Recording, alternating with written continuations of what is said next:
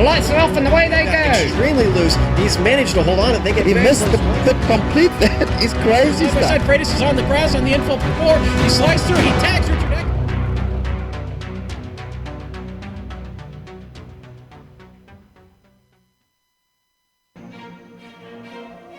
Determination, skill, speed. These drivers will need all three to achieve victory, with only one goal: to be crowned the next Lionheart champion. 40 drivers and 28,000 horsepower racing to keep his memory alive. With so much on the line, they will push their cars to the limit. So buckle up. It's about to get wild. Blows over and goes quite the ride on his lid. And they were side by side off of pit road. Time. Here comes Jake Ray with the red topside. You're watching the premier American Open Wheel Series on iRacing. The Lionheart IndyCar Series presented by First Medical Equipment starts now.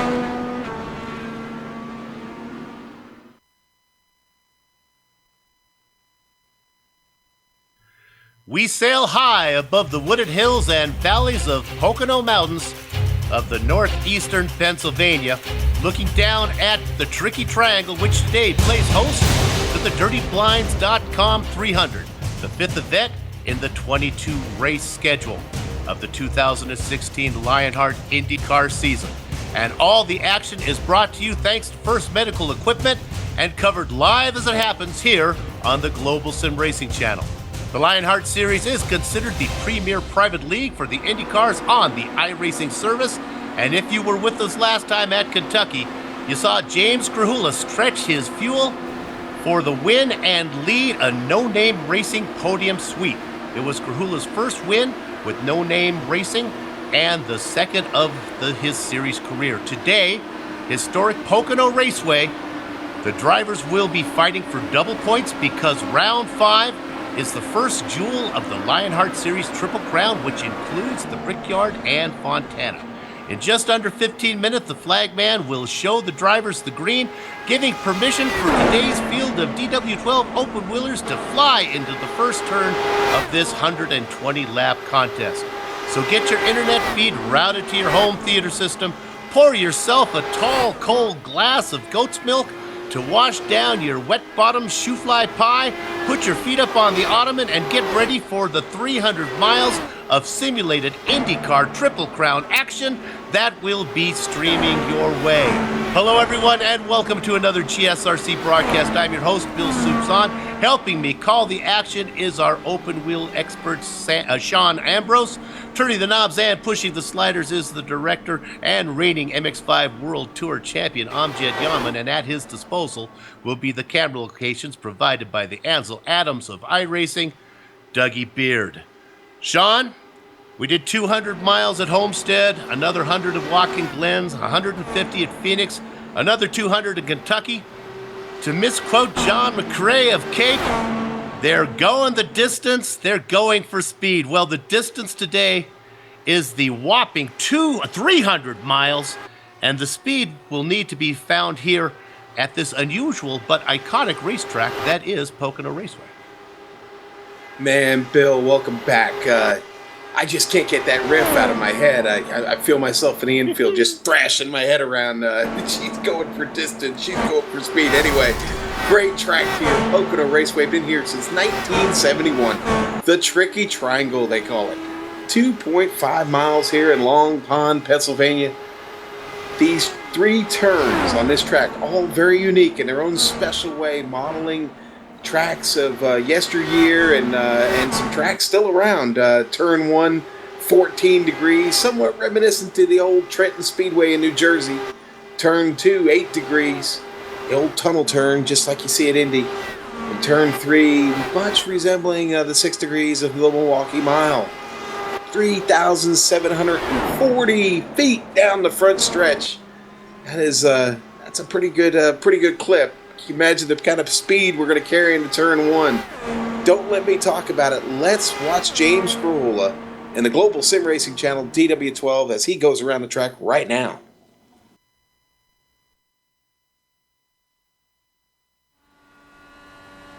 Hey guys, this is James Krahula in a virtual GSRC DW12, and I'm going to take you for a lap around the virtual Pocono Raceway. Coming down the longest straightaway, we come down into the very tight turn 1. On your qualifying lap, you're going to want to head down as low as you can, but also keep the wheels straight as possible to not scrub off any speed. Out of turn 1, we will head down the Long Pond straightaway, again another very long straightaway here at this racetrack. Heading down here into the tunnel turn, again, you're going to want to head down as low as you can into the corner. Turn 2 here at Pocono was modeled after the Indianapolis Motor Speedway. Heading down into turn 3, another tight turn, very low banking down here, but again, you're going to want to head down as low as possible, but keep that wheel straight to not run off any speed because, again, you have the long straightaway. The draft is going to play a major factor here. Look for drivers to get a huge toe coming down here into turn 1, even shifting up into 6th gear. Letting off going into turn 1, look for drivers behind cars to have to let off, possibly running a higher line than they would earlier in the race. The Long Pond straightaway is another great opportunity for passes. Look for drivers to get a good toe off of the driver in front of them. Don't expect to see too much too wide action there in the tunnel turn. Again, turn 3 is going to be especially tricky in traffic. Look for drivers to be running a higher line and definitely having to lift. The exit to turn 3 will be very tricky, so look for a lot of action right here. Then back onto the main straightaway, and there you have your virtual lap at the Pocono Raceway.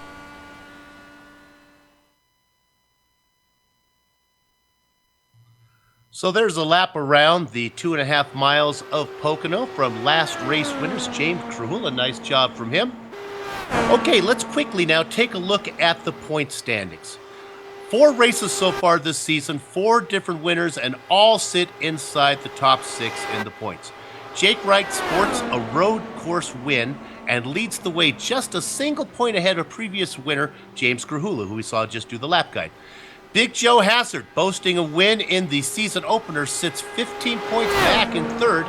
Pierre Duer-Deigel jumped 4 spots into 4th, and Anthony Lookout Lurcock holds station rounding out the top 5. Now, falling 2 spots just outside the top 5 is Phoenix winner Jonathan Goke.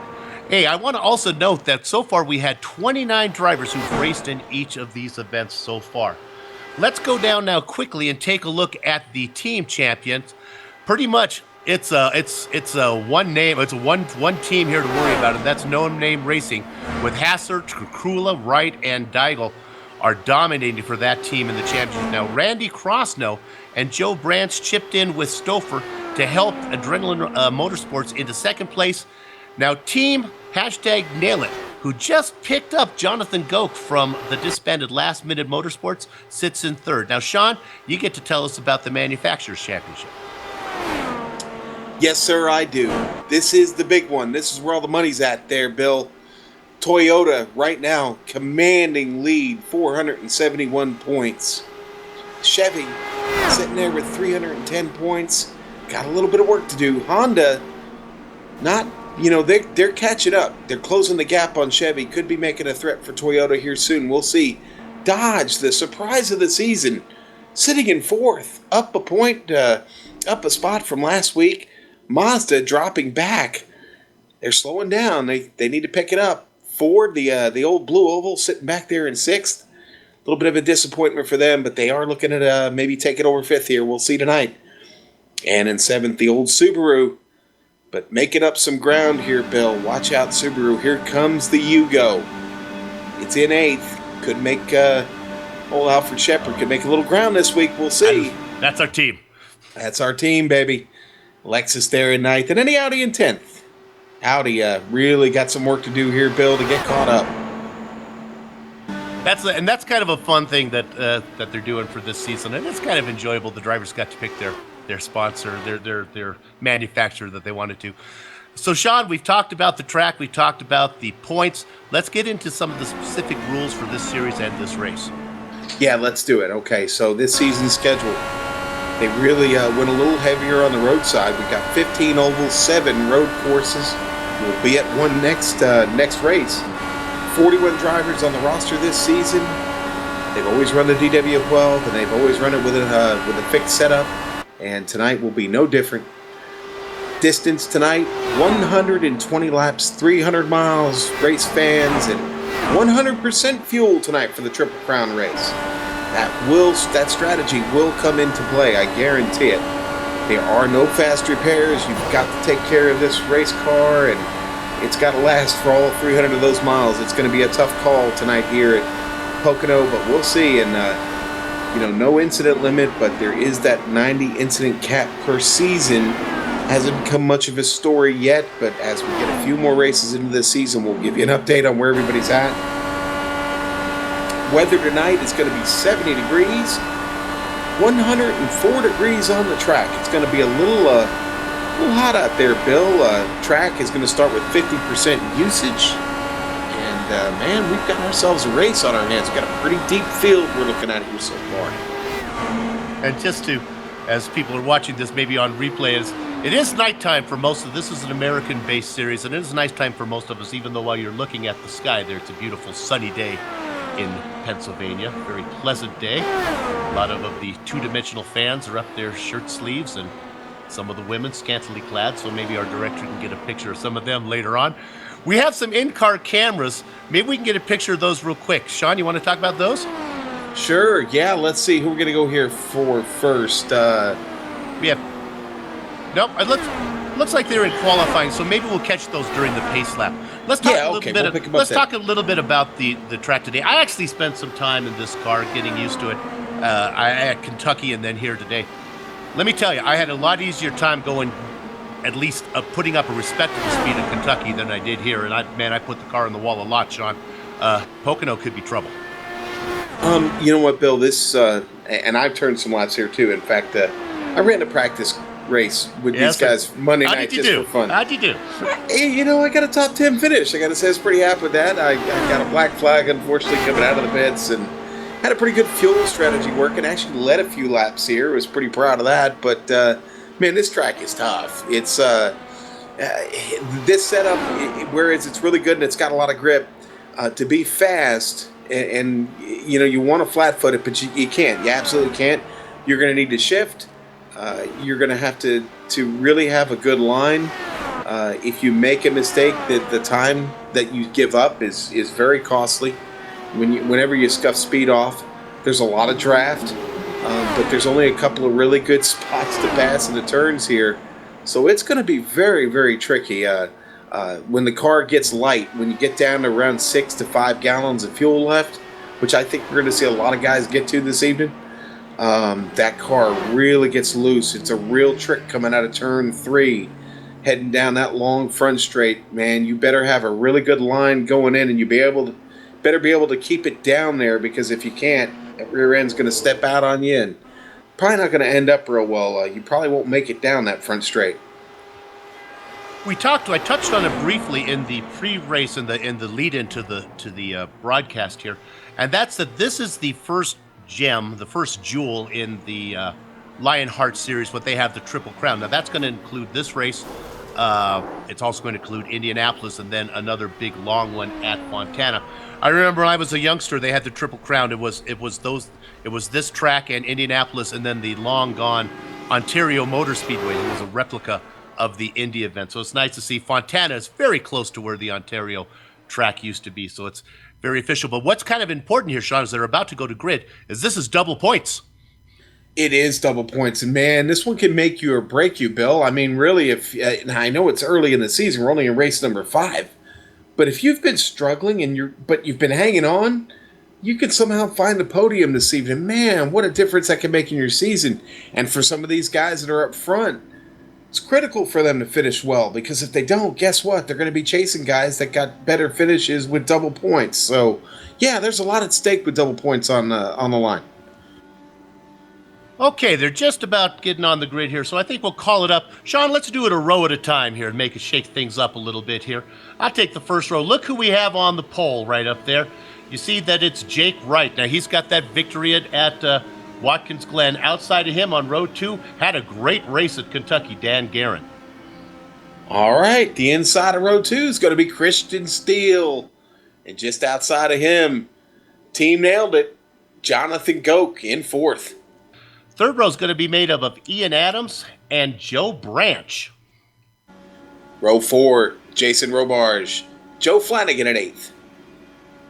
Hoping for a good race from Joe Flanagan. That's one of my favorite drivers in here. Big Joe Hassard making up the inside of the fifth row.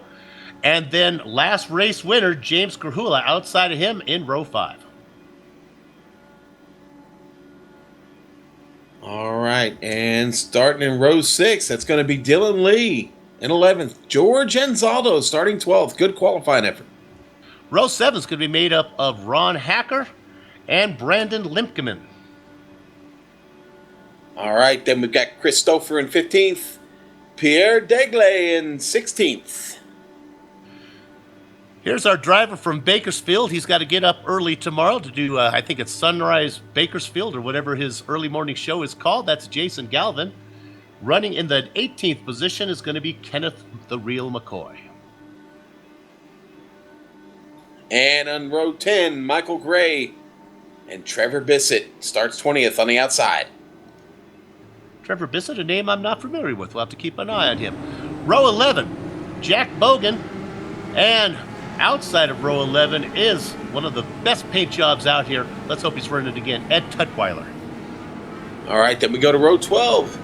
Chris Gutierrez, start 23rd. Tony Shallen, 24th.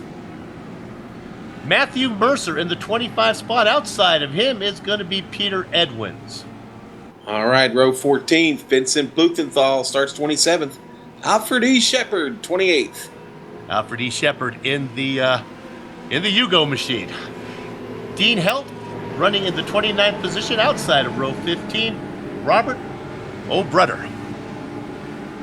All right, and then we got the Robert and Robert show back there because we got Robert Bluen starting on the inside of row 16. Chris Lanini starting 32nd. 33rd position, Randy Cross, no. Outside of him in row 17, well, I think Jesse Vincent. I'm not sure he's actually there, though. No, that'll be Stephen Pauly starting 35th. There we go. And then we've got Tony Lurcock in 36th. Patrick Taylor, 37th. Dave Barber, 38th. Bob Mikas in actually 38th. Jesse Vincent will be in race control tonight, as he is just about every race I think we've had this season. And we have 4 in-car cameras for you to look at today. I think we probably have time to slip that in. Nope, not enough time as they're coming around the 4th corner here. So, I'm sorry, you're right. I apologize. We're at a triangle. Only 3 corners here in Pocono. Yeah, that's all right. I've been wondering how many times it was going to take me. I may make that mistake again this evening. The lights are off on the pace car. Keep an eye on Jake Wright. He's going to lead them to the green flag. Start paddling, Moondoggy, because this swell's about to crest. And Jake Wright leads the wave of cars into the first corner. He dives in there. Dan Guerin on the outside in that beautiful yellow and green colored machine. Going to fall into second position. Blue machine of Jonathan Goke in third. Nicely running out there. Christian Steele on the outside. 5th position, tuck it in there, is Eden Adams. That's the first 5 kind of run in order of the grid, Sean. Bill, I'm going all the way back through the pack. Racing going on all over the place. Everybody settling in here, though. Everybody getting to turn 3. Getting ready to head back down the main straightaway. Battle for the lead. As we look through there, we go through as they start lap number 2 now. Your new leader, Dan Guerin, has moved that green and yellow machine into the front spot, but there comes Jake Light right behind him. Jake with a nice run as they go. I guess we're going to call this the backstretch. Keep an eye on Goke now in that blue machine. Tony Shallen in number 31, off pace, really bad. I don't see any damage on the car. Not sure what's really going on, but he has just continued to drop through this field. The Adrenaline Motorsports driver having trouble here early. Shallen back to 28th. I'm sorry, back to 34th, actually, Bill. Oh, excuse me. Guerin making a move on the inside as they go into 1. Nice, easy pass. Wright gives it up. Goke bringing in 3rd. They're side by side behind him there. That's Steele. And on the inside, that's Joe Hassard. Hassard gives it up in the Arctic Cat machine, actually now being challenged on the outside by Ian Adams. Oh, Hassard running. Oh, I thought he was going to drift into Adams there. Racing going on back here for 30th spot. Chris Lanini having quite a battle. He's got Dave Barber right there with him. Alfred Shepard in leading that pack. They're starting to spread out a little bit, but man, they are starting to spread out all over this track, Bill. That's from the front of the pack to the back, we're talking about literally almost a third of this course already. What a great camera shot there by Dougie Beard. That's kind of an iconic look for Pocono. That long shot as they go down the back straight. You can see them all lined up. Pretty much now getting into single file, still being pretty aggressive. I would think with 300 miles, 120 laps, these guys might want to just get their pace. Maybe they're starting to settle down a little bit. I'll tell you what, Dean Helt is coming through the field. Dean Helt, up many positions already, finds himself coming across the line in 22nd, having a really solid run, almost had contact with Tony Lurcock up in front of him. Lurcock had to check up on Jack Bogan. Helt getting a really nice run off of the first turn. Making a move to the inside there, Bill. They go side by side. Glad to see these guys able to put in successful laps here without getting into trouble. Let's go up to second position real quick as Jonathan Goke has now made his way around Dan Guerin. He's got his sights set on Jake Wright.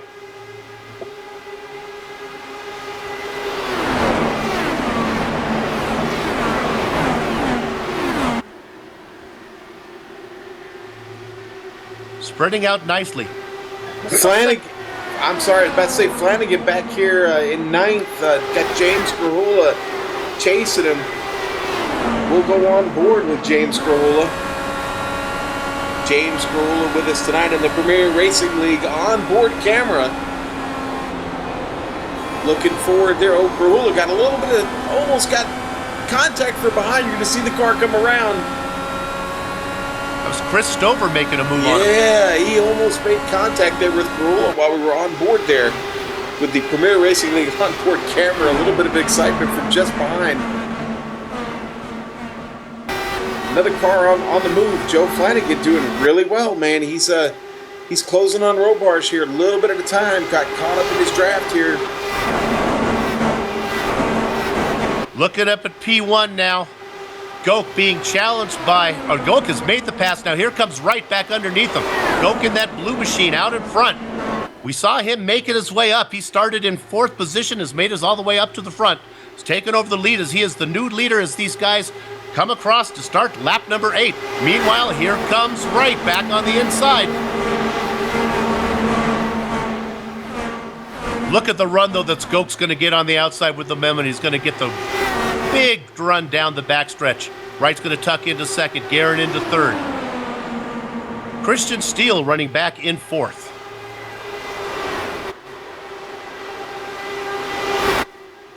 Trevor Bissett, right on the wing of Pierre Daigle. Wow, almost ran him over, had to get out of it. Jason Galvin, right there at number 42, he's able to get by Bissett because he had to let up Bissett a little loose, coming off the turn. Pierre able to get away from that little battle, but man, they're stacked up. Look at that. You stay on that, Sean. Meanwhile, there's another battle. We're going to have to go back to the front here as there's Cialis Bathtubs as they head down into 3. Actually, this would be into 2. Right on the outside. Goke on the inside with Guerin peeking for a spot to go. Goke in that blue machine ducks it in there. Probably's not going to have the bite off the corner, though, as it's hard to make that inside line work. And I'm not sure if Wright didn't get a little bit of the wall there exiting 3. On board now as we look. On board with Guerin. And they swap positions again. This might be going on for 300 miles. We're going to have to leave the lead battle eventually to see some of the other stuff going on behind him. Meanwhile, as they go into 2 again, Goke on the inside, Wright on the outside. Wright seems to drift it up high to the wall, but able to keep it down. Back there watching the whole thing. In 3rd position, Guerin. Now Guerin getting a look inside. Again, watch how that inside line is hard to get a bite off of there, though. The outside line that Wright is on has the momentum out of 3.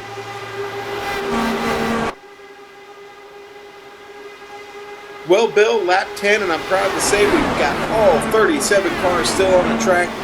Patrick Taylor, being 37th right now, finds himself 14 and a half seconds away from our leader, Jonathan Goke. Jumping up, here comes a pass for 3rd as Big Joe Hassard taking a peek inside. Hassard's going to get that job done as he gets inside of Guerin. Guerin, though, again, look at the momentum that the outside car has. That seems to be the line. The inside car can get their nose in there, but boy, the bite off is certainly off of 3. The outside line really seems to be the place to be. I agree with you. Certainly, a lot of bite down low. The car can get really wicked down there, especially when you're side by side with somebody. A lot of dirty air in between. Let's jump to number 7th position there right now. It's Ian Adams. He's been passed by 2 cars. Christian Steele got around him. Joe Branch got around him. Ian going the wrong direction. Jason Robarge now starting to run him down in 8th position. Robarge in that beautiful, you see it there, it's that beautiful Jeff Gordon throwback machine, rainbow DuPont colored machine, running in 8th position. You better be careful, man. You might have some of those anti-Gordon fans watching. You might want to be easy. You might get some of that hate mail. Well, right now, whether you're a Gordon fan or not, you got to think the car's good looking, though. Nah, I always loved that paint scheme. Always thought it was a hot one. Let's drop back one more position to 9th position. Joe Wrong Way Flanagan. He got a bad reputation early with great qualifying positions and would end up farther back. Started in 8th right now, has only lost 1 position, doing a good job, and has a great run now as he's going to try to peek inside of Robarge. And I think there you see him ducking in. That's the car on the inside. Let's see if he can finish the job as he ducks it inside of Robarge. They go 2 by 2. Nope, and again, that outside line has the butt off of all the corners. Bill, I think these gentlemen have come to race tonight.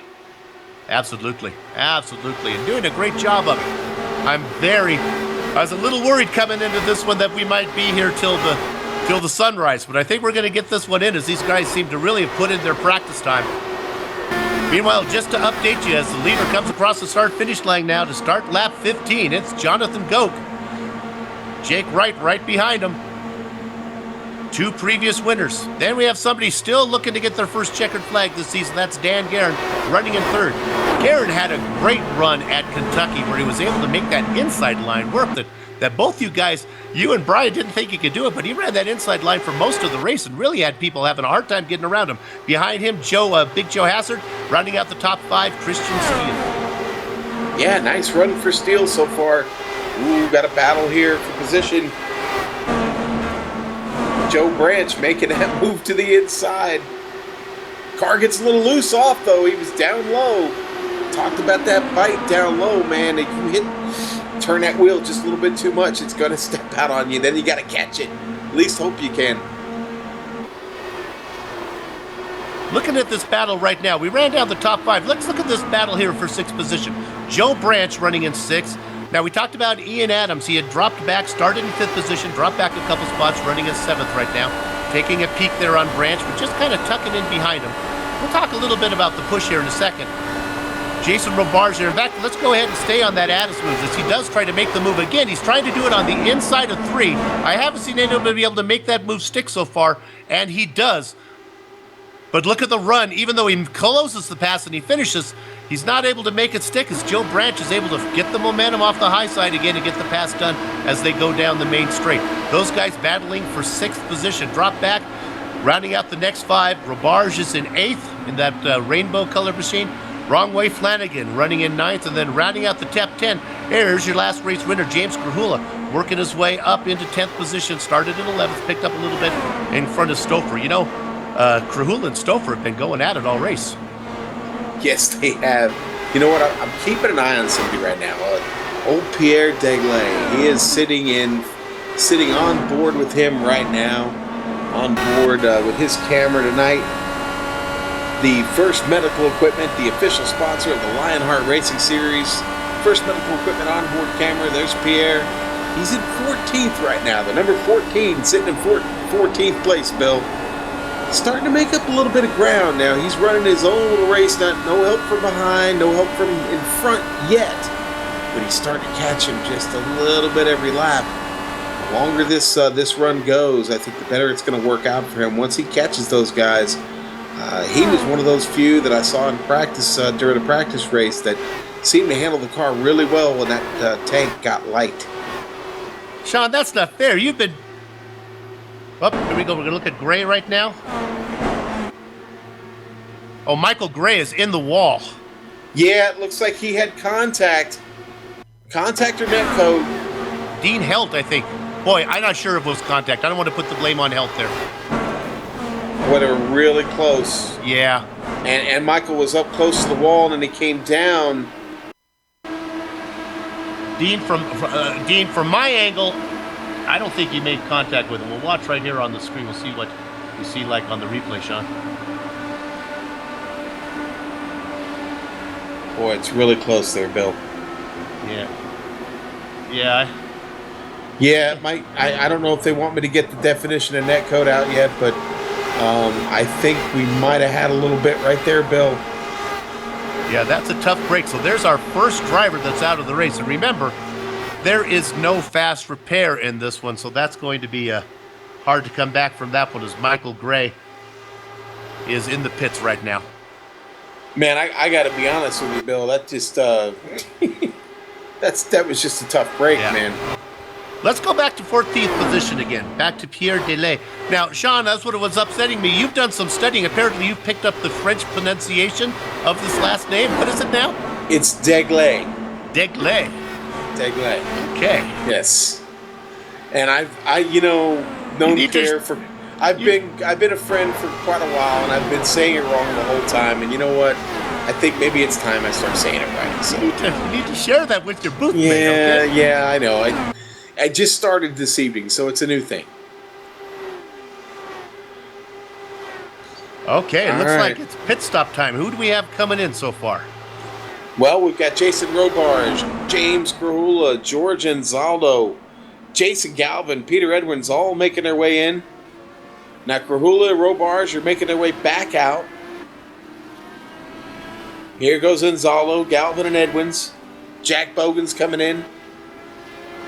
Now some of your leaders, Jonathan Gope, Jake Wright. Here we go. The dominoes are starting to fall, Bill. Okay, lap 21. Now, Sean, you know about this. This is strictly for fuel, right? This is not a short fill for tires, you wouldn't think. No. You're gonna go ahead and Run it as far as you can? yeah, sure, absolutely. So inheriting the lead while this is going on is Christian Steele. He was running back inside the top 5.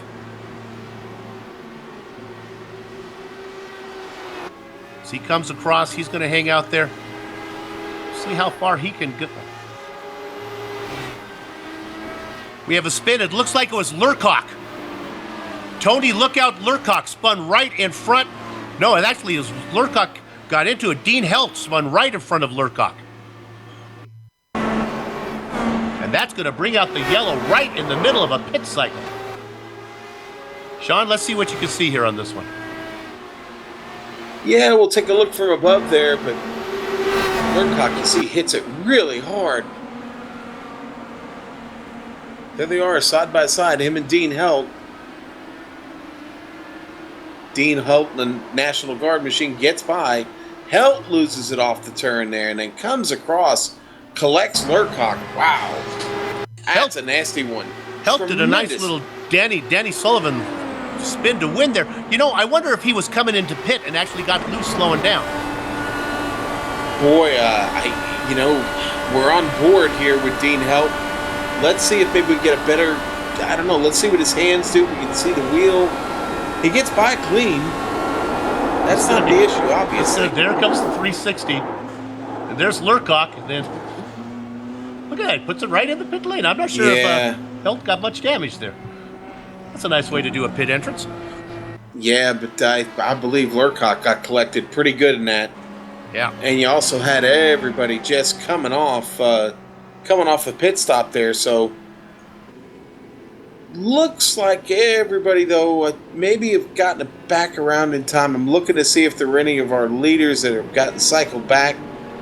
It looks like some of those that pitted just a little bit later, such as like Jonathan Goke and Jake Wright, do find themselves back in the field right now, back in 22nd and 21st place, I think.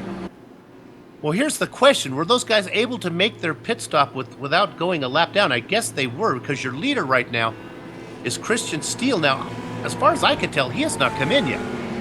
No, he hasn't. He's he's on track, your leader, and there has been no pit stop for that number 78 machine this evening. It's on lap 24. Let's hope he has enough to get there. He's might need a tow from the pace car. Yeah, you don't want one of those from here. In fact, I remember from a practice session, I think it's about a 3-minute tow, Bill, depending on where you're at. But as long as 3 minutes, yes. So here comes Steele and Hassert. Looks like Branch is coming in, Stouffer, Flanagan, Limpkeman, Bissett, all coming in. What's nice about this, or kind of different about this from what other ovals that we've done, Sean, is that if you're far enough, if you're close enough to the lead, you can come in, make your pit stop, and not lose a lap. You kind of almost use like a road course strategy when it comes to pitting here. If you're able to pit and not go a lap down. Yeah, no, exactly. Very good point. And I think that's going to be part of the strategy you'll see played out this evening. Now, several guys obviously did not go in the pits. They had just come in and they had just come out. So Goke, Wright, Karen, Krahula, Adams, Robarge all find themselves back up towards the front of the pack. So things will reset pretty much just as they were when we were racing under that green flag, Bill. Right. In road course racing, you almost cycle back from the front. You count back from the end of the race to see where you want to make the pit stops. You want to be the first car to pit. Come out on the lead lap, and that way you don't get hurt if a yellow flag comes out. And that's kind of what happened to Christian Steele. Now, he's going to be way back in 11th position. He's going to be behind all the guys who had made that pit stop before him. Actually, he's going to be even behind Hassert, who got in and out faster. So Hassert's the driver who is the farthest along. Of course, they made their pit stop about 4 laps later, so they're going to be able to go a little longer, I guess, if they'd like to. We'll take a short break right now, as it's a long time around this, so don't go away. Go ahead and maybe get a refill on your goat's milk and get another helping of your wet bottom shoot fly pie. We'll be back before they go green.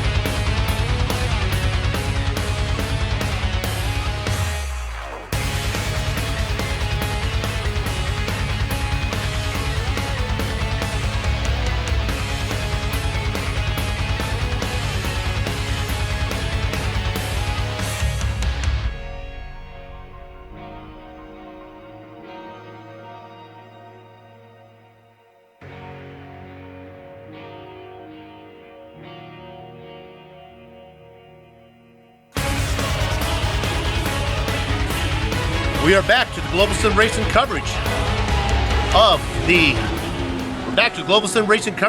DirtyBlind.com 300. Just coming out of yellow flag now. We're going to go green. We're going to start lap 27, leading the way is Jonathan Goke, followed by Jake Wright. There's the green flag. Goke gets a nice jump in that beautiful blue and black GoPro machine. Jake Wright follows him in second place. Dan Guerin running in third in that yellow and green car. It's the Sinclair paint machine. That's a beautiful machine. Fourth place, James Krahula. Hey, Sean, look at the run that Krahula has had. Started way back in 10th position, made up 6 spots, having a good run from him. I'll tell you what, Jason Galvin on the charge. Sorry to get off Krahula, but Galvin, whoa, he got shot out of a cannon on that restart. Battling right now with the number 78 machine of Christian Steele. Oh, and very loose behind him in that blue number 21 machine that kind of... Oh, in fact, he's coming into the pits as Ron Hacker. I'm not sure what happened there with Hacker. He slowed up in front of everybody. You can see him coming into the pits right there. It really scared him. Boy, that's a tough place to have to get off the track when you get just surrounded by traffic. Yeah, he was in front of Joe Branch, and I'm not sure if this was a scheduled pit stop. I don't see any reason. Maybe he had to serve a stop and go penalty or something. He was... Boy, he got... And then the car behind him, Chris Stouffer did a great job of missing him. Man, that had potential for not ending well.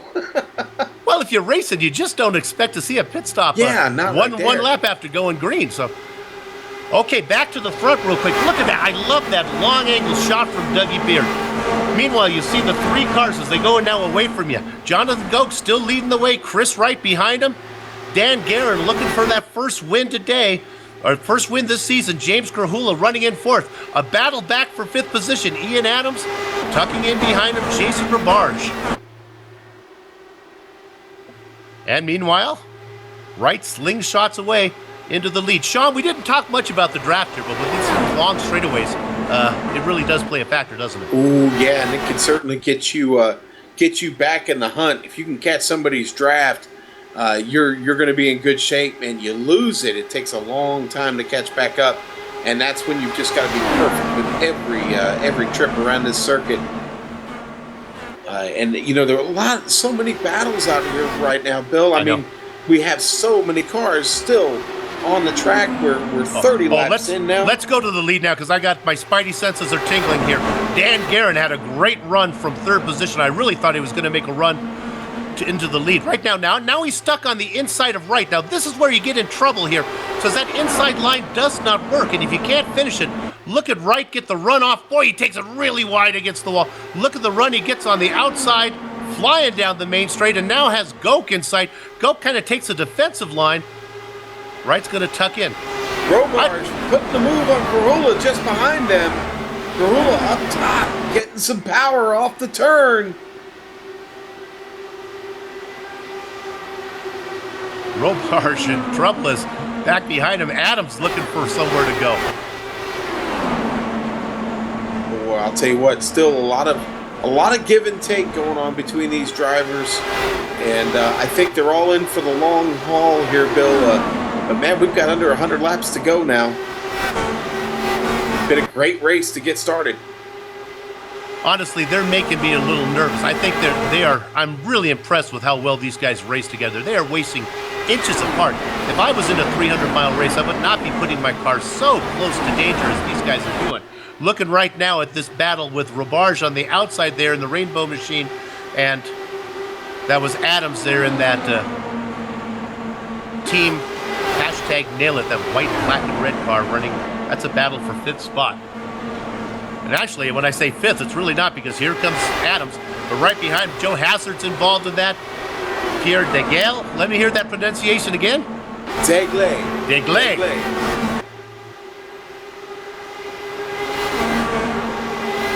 I found a good battle here. Dylan Lee trying to hang on at 21st place. The number 5 Fuzzy's Vodka Machine having a battle with the CM Punk number 12. Gets around. Dylan loses some ground now. He's got Ron Hacker just behind him now, picking up a little bit of the draft. Again, this is battling back for 20 and 21st place, but man, Bill, everybody's still racing very hard here. Indeed, tires are starting to settle in. Everybody back in that rhythm here after that yellow flag and the first single file restart really got them spread out. Let's jump back to 21st position and Tony Lurkoff. We saw him in trouble now. He's in a battle with Tony Schowen. We just want to mention Lurkoff. We saw him in that problem before, that where he got into the back, I believe it was held. Looks like he's running okay.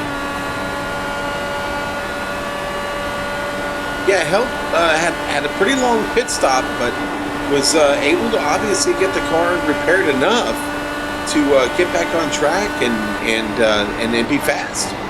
And looking at Lurkoff's car, it looks good. So, Tony, look out, Lurkoff having a great run as he goes around the outside there of Schowen.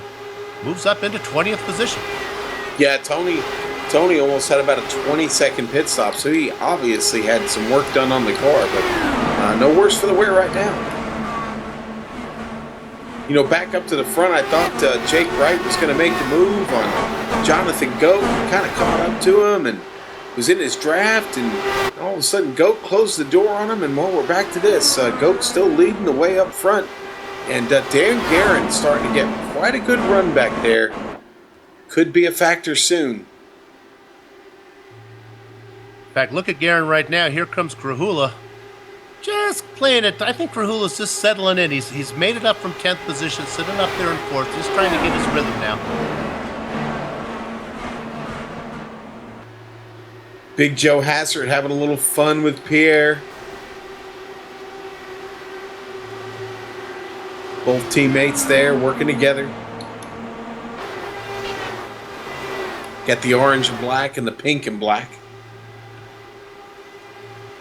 Each a good combination individually, but together, something about the orange and the pink. I don't know. About a half a lap ago, Dean Helt. Boy, Helt's having trouble. He put Randy Crosno into the wall. Crosno was able to save it. I'm not sure if we can go back and see that far enough. Helt has been Helt's made a lot of friends today. Yeah, that car's been busy, hasn't it, Bill? Crosno just scrapes the wall and keeps it going.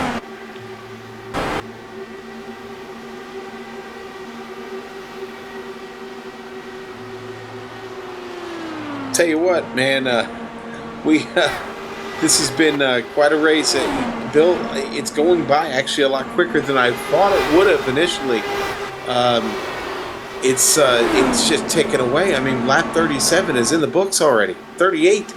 We're working on 38. Let's go to Bob Mikes if you can. Mike is currently running in 19th position.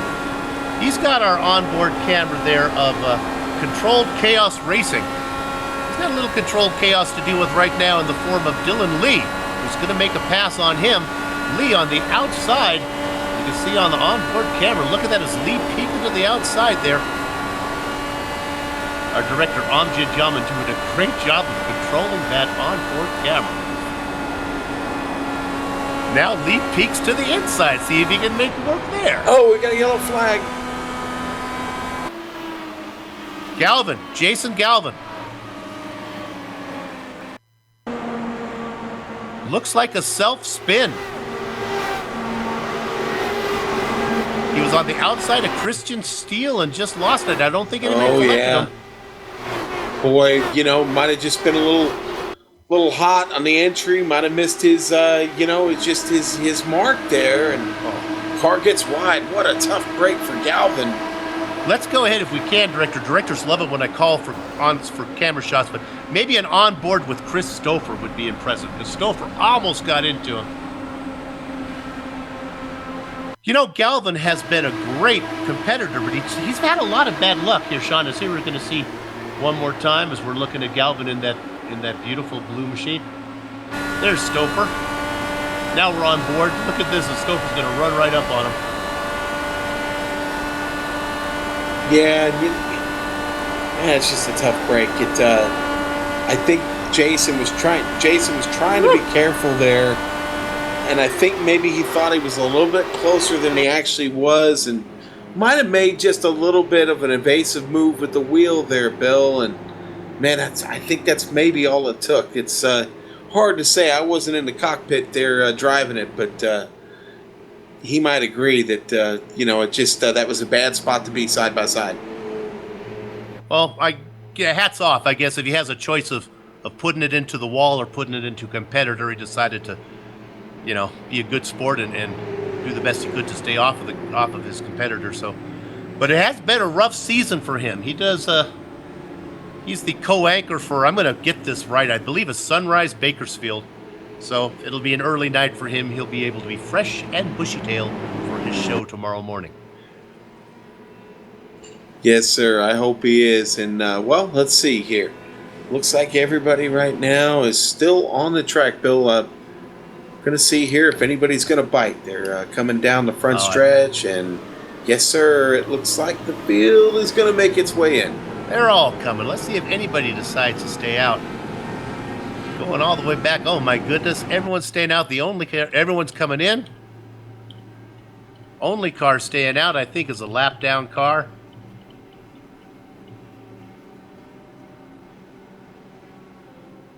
Yeah, Ron Hacker. Remember, Hacker made that early pit stop right after the green flag came in. So, actually, I think he's probably going to be able to get his lap back here. Man, they are slipping and sliding through pit road. I'm watching all this action. They're all just now getting back off the jack and down and away. It's a beautiful sight. Goka's out first. Dan Guerin is having a great race, running up there in second. Chris Wright. Jason Rabarge doing really well in that rainbow machine, running up there in fourth. He's been up in the hunt the whole race. Another name up front the whole time, Ian Adams. James Krahula. Seventh position, Sean, who is it? That would be Pierre Dagley. Big Joe Hassert sitting there in the top 10 and 8th. Joe Branch in 9th and Chris Stouffer rides in 10th. Bill, there's so much more at stake this evening than just double points. The winner tonight, going to get a custom-made winner's plaque. Ooh. Vintage Indy 500 print. It's beautiful, too. I've seen a picture of it. The Indy 500 hardcover book that they have, it's a special edition print. Oh, my. The 1992 All-World Racing IndyCar trading card set. Very cool. $25 in iRacing credits or PayPal funds. I'll take the iRacing credits, please. And a 13 by 19 high-quality custom poster from a screenshot from the race. That is some wonderful paraphernalia. Yes, sir. That's a hefty haul of booty there, buddy. I'll be honest with you. There are some things in there I would like to have. That's great. I like the 1992 card set. Yeah, that's a pretty unique thing. I wish I could remember right now where they got their hands on that, but it's slipping my mind right now. I'm not remembering the story, but we'll get a little history on that. Maybe we'll throw that at you here when you come back in a couple of weeks. I just bought on eBay the 1996 Micro Machines complete set of all 33 cars for the Indy 500. Very cool. And I fondly remember the Micro Machines. Wow. That was very cool. Yes, nice. Very nice. My wife says, "How old are you?" None of your business. That's right.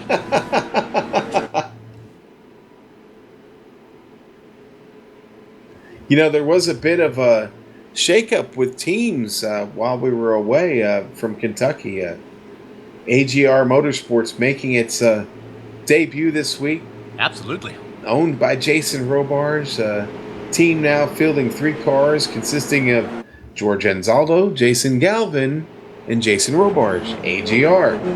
So, nice combo they've got working there, and we'll see. We know Jason had a little bit of bad luck there, but George still running pretty well, finds himself in 15th. And, well, Robarge was having a pretty good run and still holding down top 5, so a pretty good debut here for AGR Motorsports. We wish him well. Jason, George, and Jason. I guess you need a J to actually be on that team. Actually, I think you need to have a J to actually win one of these races, don't you, Sean? Maybe, Bill, maybe, but I think that pace car is getting ready to pull in here. Winners so far this season, Jake and Jason. Nothing but J's. Green flag is out. Jonathan Goke, there's another J winner. Takes him into the first turn. Dan Guerin, his name does not start with the D, so he cannot win. Too bad his parents did name him Jan. Jake Wright, another J winner back there running in third. Jason Rabarge has not won yet, but he's eligible with that J. Ian Adams running in fifth. James Krahula, another J winner, moving up into fifth. We're trying for fifth. Dan Guerin taking the lead from Jonathan Goke. Guerin finds his way to the front, finally. Team held it. Having a little teammate fun there. Having a peek was right there on the inside, too. You know, we could follow these passes all night. If we needed to cover every lead pass, we'd stay on the leaders the whole time because these guys are leapfrogging. Oh, my goodness, as Dan really tucks in behind Jonathan Goke, trying to not lose any momentum there. And losing momentum is Jake Wright. He's dropped back a little bit. Ian has to lift. So now look at this. Jason Rabarge has to lift, which let James Krahula try to make a run, but they all stay in line. Yeah, they got a run, but nobody opened the door up, so everybody had to check up. And Goke and Guerin open it up just a little bit more. Jake fighting the car right now a little bit, it seems like. Trying to settle back in. Gets that car so close to the wall, man, every time. Jake's just driving that thing on the ragged edge every lap, Bill. Krahula now around Rabarge up into fifth. Looking at Ian Adams next. The top six cars have kind of pulled away. It's a little bit farther back to Sleepy Joe Hassler, but Joe's, yeah, he can wait back there. He knows how to get up to the front. We're only on lap 45 here at 120. No need to get up there yet. Yeah, no, Joe's happy to lead that pack right now, actually. He got Stouffer and Degley just behind him, Joe Branch, Trevor Bissett. That's a good little, that's a little group there. Burcock in that battle also. Joe, another J-named winner there. Yeah, you know, we talk about these guys. We look back here at seventh position, what you just talked about with Hazard and Stouffer and Degley, Branch. These guys, Tony Lurcock, these guys are all capable of winning here. This is such great depth and such great competition. You know, Sean, we didn't talk about much of these guys are driving fixed setups today. Yeah, no, that's right. They are. Now, they took the iRacing setup. They made a couple of small tweaks to make the set a little more accommodating for, you know, the whole field. A little bit something more agreeable where everybody felt safe around each other. We knew we could get a great race in. And I'll tell you what, so far I think it's worked out great. I talked about some of the characteristics of that set in the pre-race, and I think the longer these green flag runs get, that they decide to stay out, I'm feeling they could do a lot more than 21 laps. They certainly will as we get into the closing stages of this race. If it stays green, that fuel strategy definitely going to come into play. We'll get a chance to see how far these cars can actually go. Well, we saw Christian Steele stretch it to 24. Of course, there was a few yellow flag laps in there that he was able to do that on. You know, talking about the fixed setups, I kind of like this rule because, one, it puts it in the driver's hands. It's really a driver's competition. And two, I think it makes for better racing because they can give you a stable setup. As we go to the lead now, keep an eye here is actually coming from third position. It's Ian Adams. My goodness. Getting around Goke and Guerin as we have a new leader. Well, for the time being. What I was saying, Sean, is lets them get a more racy setup, and it makes for a better broadcast.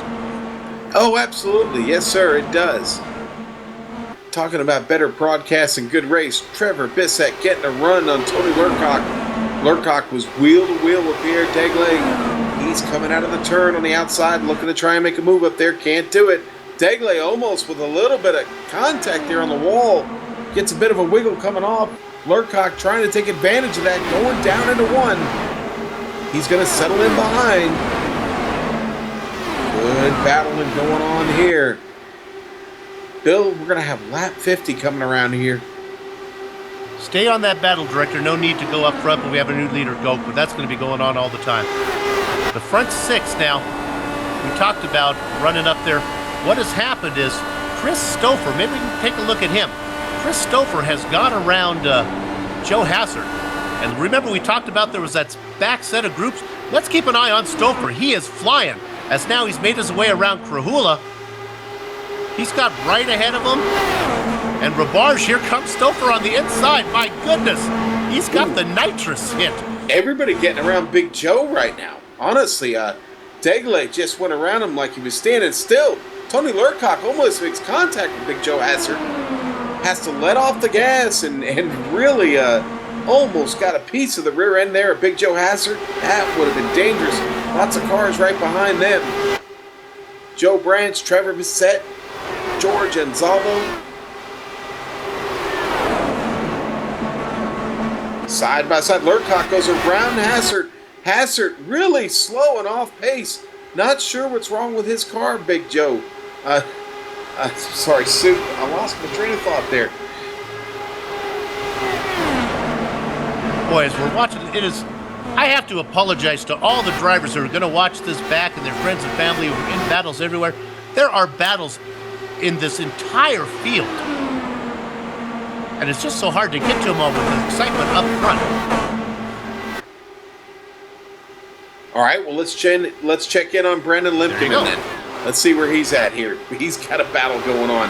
Got George Anzaldo right in front of him. There's Dean Helt. Dean Helt getting a little more screen time. Christian Steele. Oh, Brandon sitting in the hornet's nest right there in the first medical equipment, number 73, DW12. Brandon feeling pretty solid here early in the season. Sitting in 14th place right now.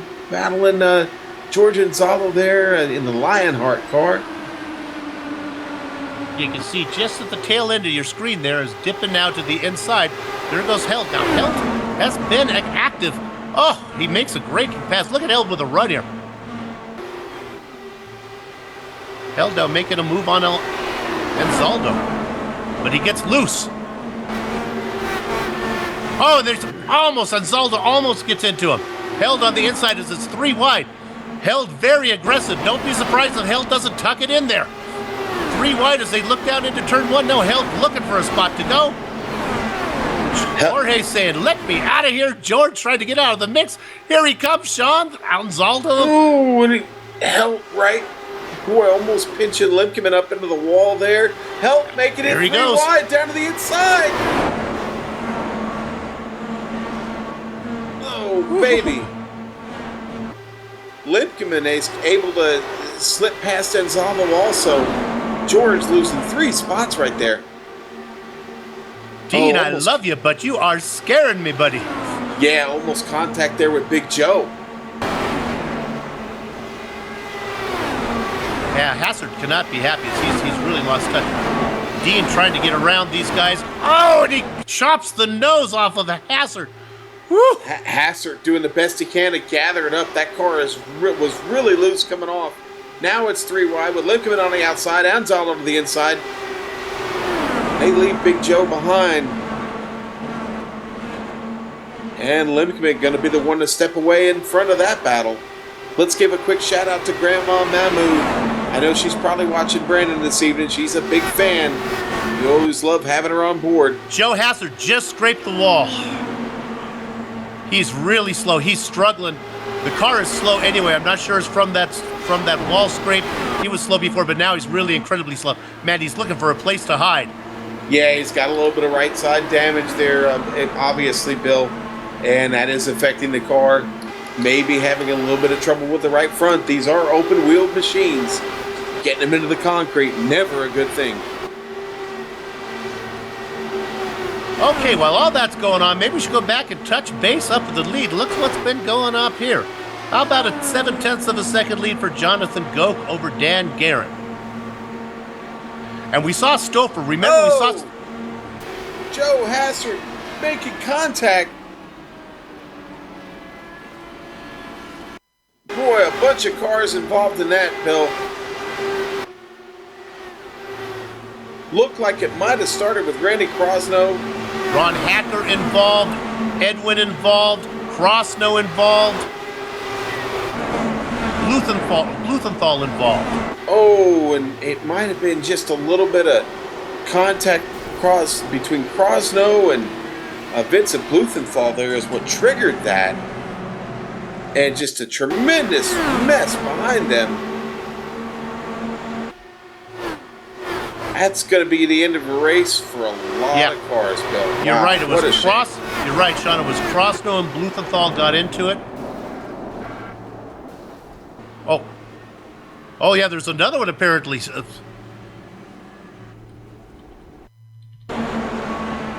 Okay, now the director, we found that was Gutierrez was involved in one, might have caught Hasser too. Now we found the big one here.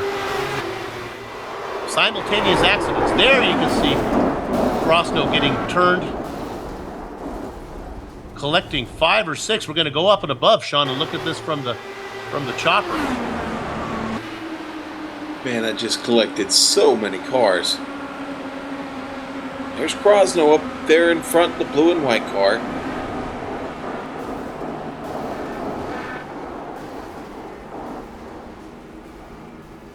And you see everybody behind that just had nowhere to go, Bill.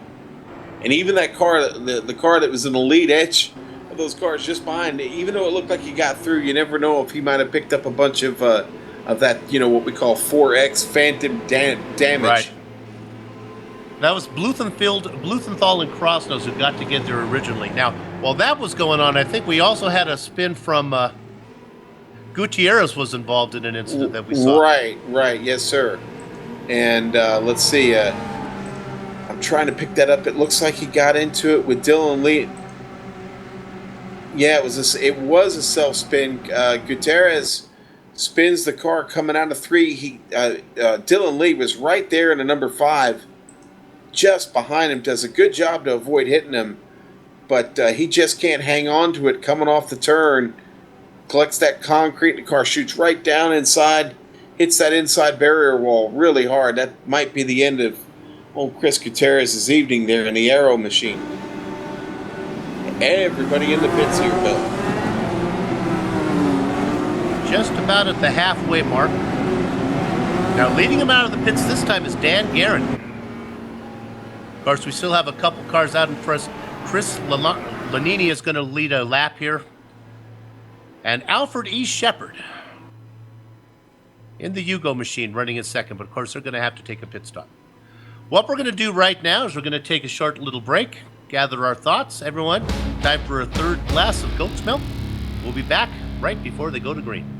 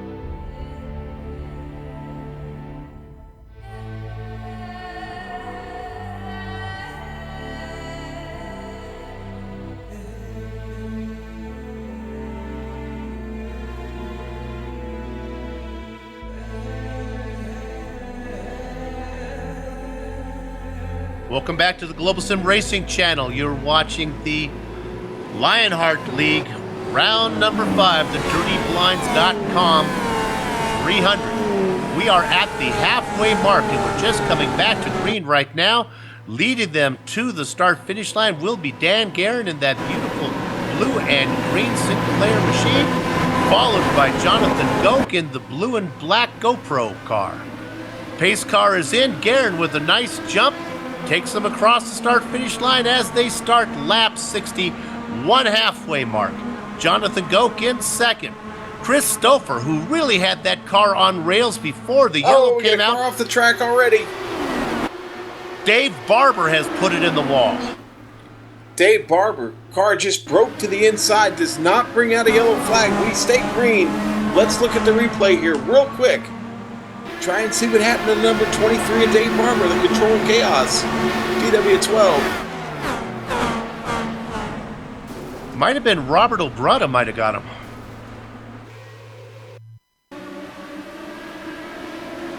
We'll take a look from up top real quick. Oh, and the caution's out.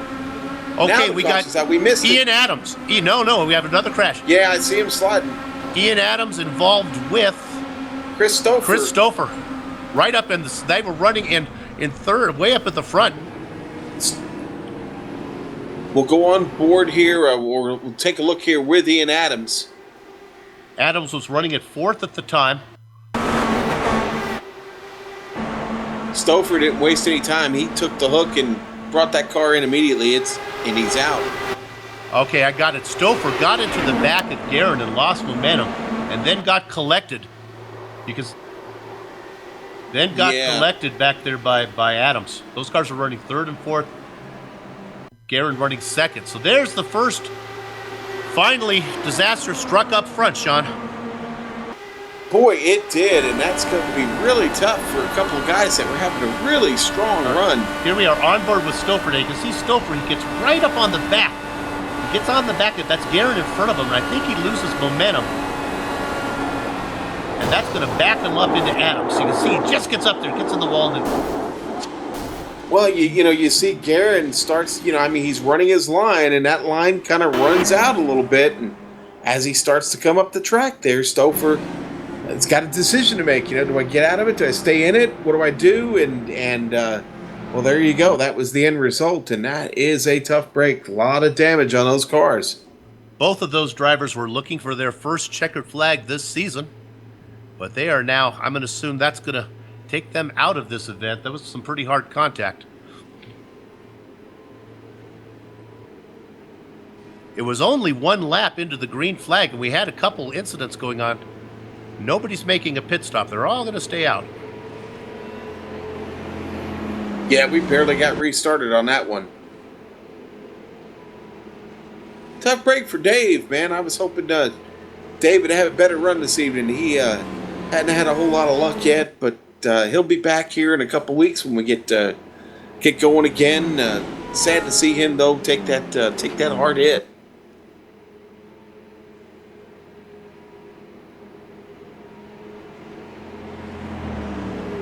Absolutely. So looking there, and that's too bad for Peter Edmonds is out. We were trying to get him in there. He had the DirtyBlinds.com in-car camera on there. Didn't get a chance to see that one. Got to thank Dirty Blinds for sponsoring this event. Yes, sir. Dirty Blinds on board. Great sponsor for this event this evening. DirtyBlinds.com of Southwest Washington in the rapidly growing industry of window blinds. New blinds always being introduced to the marketplace. With the introduction of these new window treatments, new ultrasonic blind cleaning techniques are going to be required.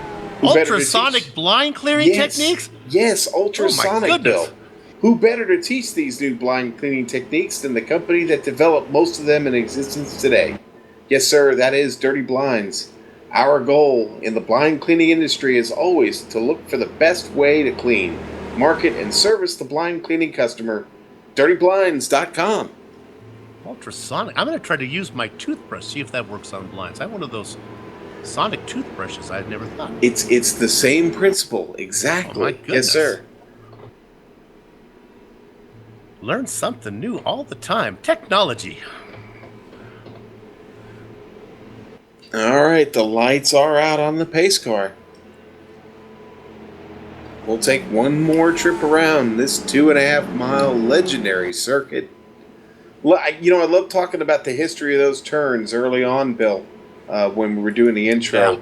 Yeah. Trenton Speedway, the long gone, the old Trenton Fairgrounds in Trenton, New Jersey. Proud to say that my dad actually got to race on that track several times as an open wheel modified driver in the Northeast. A great old asphalt track. That turn one, that was quite a turn there at that track. I really like this track. I've liked it. I don't know why there aren't. Somebody else doesn't make a three-cornered track. It really is exciting. Oh, well, they have one down at Concord. Now it's a little bit smaller. Okay. It's only Concord is 3/4 mile. I'm trying to remember now. A half mile. Yep. No, I'm sorry, it's a half mile. Ran there with the bootleg modifieds here just recently, and man, that's a wicked little track. But 3 turns it has. I think they need a figure eight. Figure eight in NASCAR would be the way I go.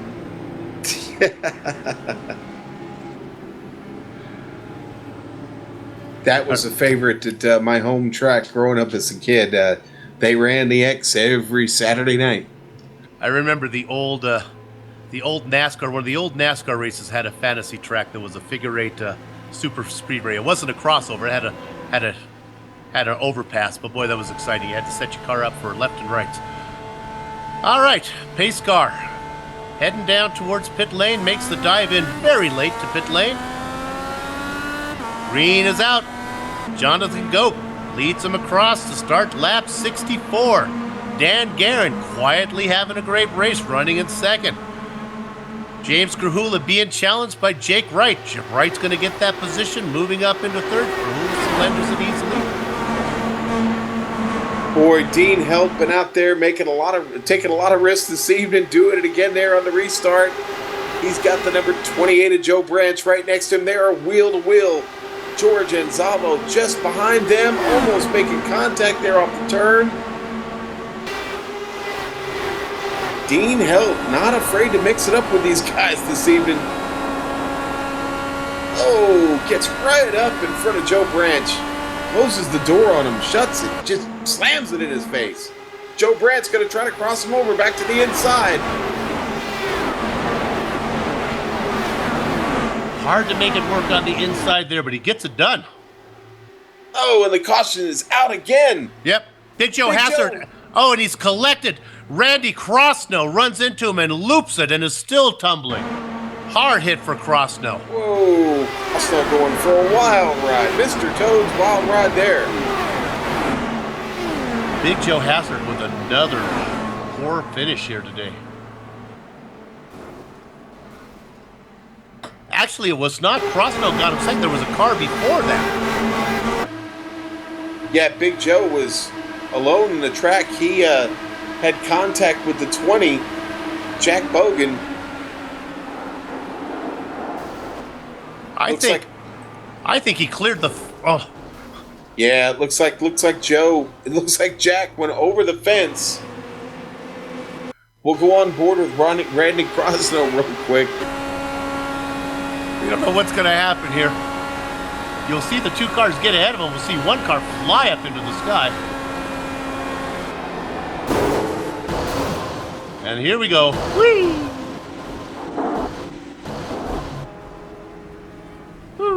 Yeah, wow. Yeah, I don't know if anybody gets that Mr. Toad's Wild Ride reference, but that was certainly it. That was crazy. It's an old Disney ride, if anybody wants to know the reference to that, or Google it. Man, that's going to end the night for Big Joe Hassard. That is a shame. Joe finding tough luck. You know, we talked about it at the very beginning about what a make-or-break race this could be so early in this season when you've got double points at stake and then take a DNF. Yeah, you know, that's a really good point. You had a bad race at Kentucky, and he follows it up with this one. But this one's like a not just a double shot. I mean, it's a double shot with a little extra on it because this is for double points. Yeah, it's again, you don't want to say make or break in race 5, but man, you have a chance to do something really special here or something really bad. A DNF is not the way to go, and boy, Big Joe's just going to hate that result this evening, and I'm sure he's pretty frustrated right now as we speak about it, but he has left the server and called it a night. We're going to take another quick break here. It'll be a short one. It's probably going to... Well, the lights are still on the pace car, so it'll be a little ways away. Let's come back as we're on lap... Right now we are on lap 66. So we'll be back in a few, and we'll see if we can get a nice green flag run in for you guys.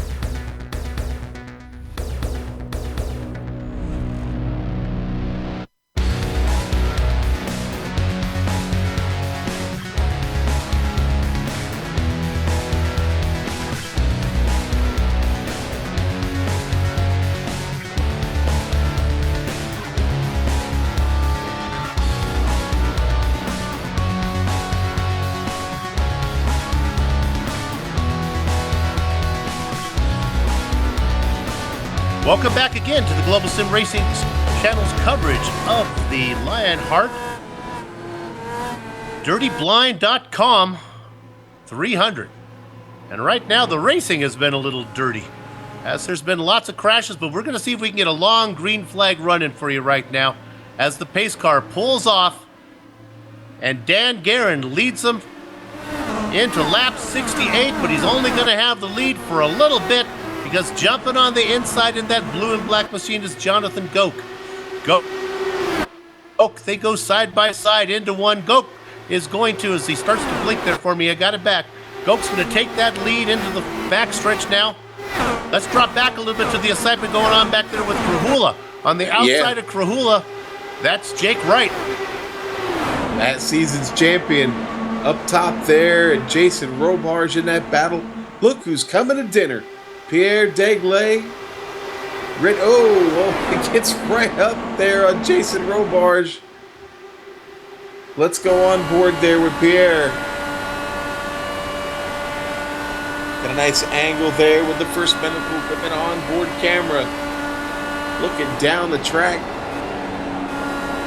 Pierre running that high line here, taking it easy on the tires. Getting a decent run off. He's in the draft. We'll see him start to close here just a little bit. Probably going to ratchet that machine up to 6th gear right about here, heading into the turn. See, he's starting to close just a little bit. Close enough. Now he's going to get into traffic as he goes around the outside of Robarge. Yeah, Pierre having a good run, man. Got himself up to 6th place. Haven't seen many drivers make that outside line work through 3, but he got that done as he gets up into 5th now. Yeah, takes that position away from Jason Robarge.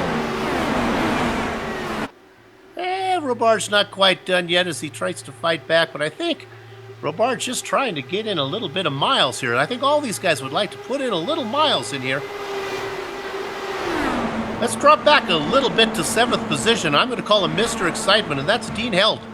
Running there in 7th, being challenged on the outside by Trevor Bissett and Tony Lookout Lurcock. Lurcock in that 12 machine had an incident early. Able to come back in the CM Plunk vehicle. CM Punk. What is CM Punk? CM Punk is a wrestler, former WWE wrestler, now in the UFC. He made the transition to MMA sport, and I don't believe he's had a match yet, but I think one's coming soon. My goodness, I don't want to mispronounce that name. That's somebody you want to get right. No. Sorry about that, Mr. Hey, now listen, I want to real quick here. Now we've got 24 cars left on the lead lap. We started 37. Just real quick, let's take a look at Eddie Tutwiler. Okay, he's driving in a number 9 monster machine, sponsor of last week's race, the Monster 200 from Kentucky. Ed, not having a bad run. The car is still in one piece. He is on the lead lap. Anything can happen. There's still plenty of racing left to go. You never know. With a little bit of strategy, a little card up your sleeve there, Bill, you can pull off a miracle here. Again, it's anybody's race still to go, but Eddie Tutwiler hanging in there. Really sharp-looking car. Honestly, one of my favorite cars in the field.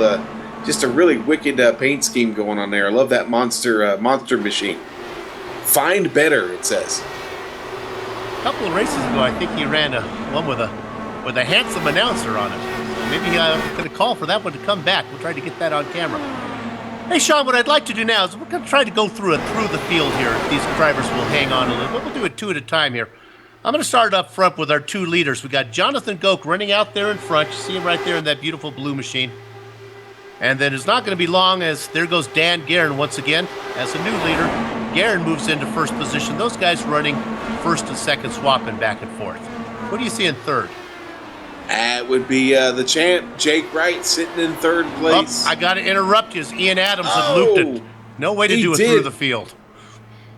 Boy, Ed Tutwiler, I'm still on him. He had to make an evasive move to avoid hitting Ian off the wall. Following him here on screen. Sitting back there in 24. Oh, makes contact, but looks like with Dean. Was that Dean Held? No, I think it was Robert O'Brutta. Oh, that's right. Robert O'Brutta. In that kind of blue, black, and white machine there. Yeah, let's see here. We're going to another replay. Catch another angle of it here. We're on board with Ian Adams. Wow. Yeah.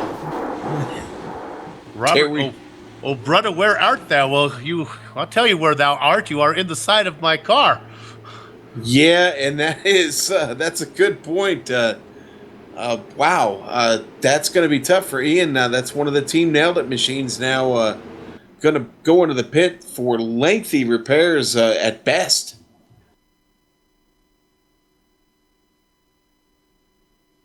Well, the best laid plans of mice and men. We try it through the field. I believe we got 2. It's a start. We might have to wait and see here. There may be some pit stops coming, Bill. We're in that window right now where you got to start thinking. One stop from here. This one and one more should be able to get exactly. So let's see what a few of these guys up front do here as they come around. and will they all dive in together? And it looks like that's what we're seeing. Just about, hey, yeah, everybody's coming in. Here we go. Gonna be a busy place down there, Bill. This is with 46 to go, actually 45 to go, and there'll be a couple yellows here. I feel pretty comfortable these guys can go the distance. Maybe need to save a little bit. Okay, so here's an interesting little tidbit, okay? In 2 of the past 3 seasons, the winner at this race has won the series championship. Now Jesse, he's up in the control booth now and not racing tonight. Jake Wright is. He won here last season and won the championship. So who knows? Maybe that's a good omen for one of these drivers this evening. If they can find their way to the top of the podium, we will see. Among the active drivers, Goke is the all-time leader in laps led going into tonight with 55. He's led several this evening, so just increasing that total. Joe Hassert was second with 33 laps led here, and well, Joe not having a really solid night. I think he's probably going to fall victim to Jake Wright, who was in third place with 22 laps led, but I got a feeling Jake may still lead some laps before this race is over, Bill. I just don't think Jake's going to let those boys get away from him when everything is at stake. Yeah, I wish I had lost my notes here. Maybe you have it in front of me. There was a driver who was putting in like his 51st race today, a series career race.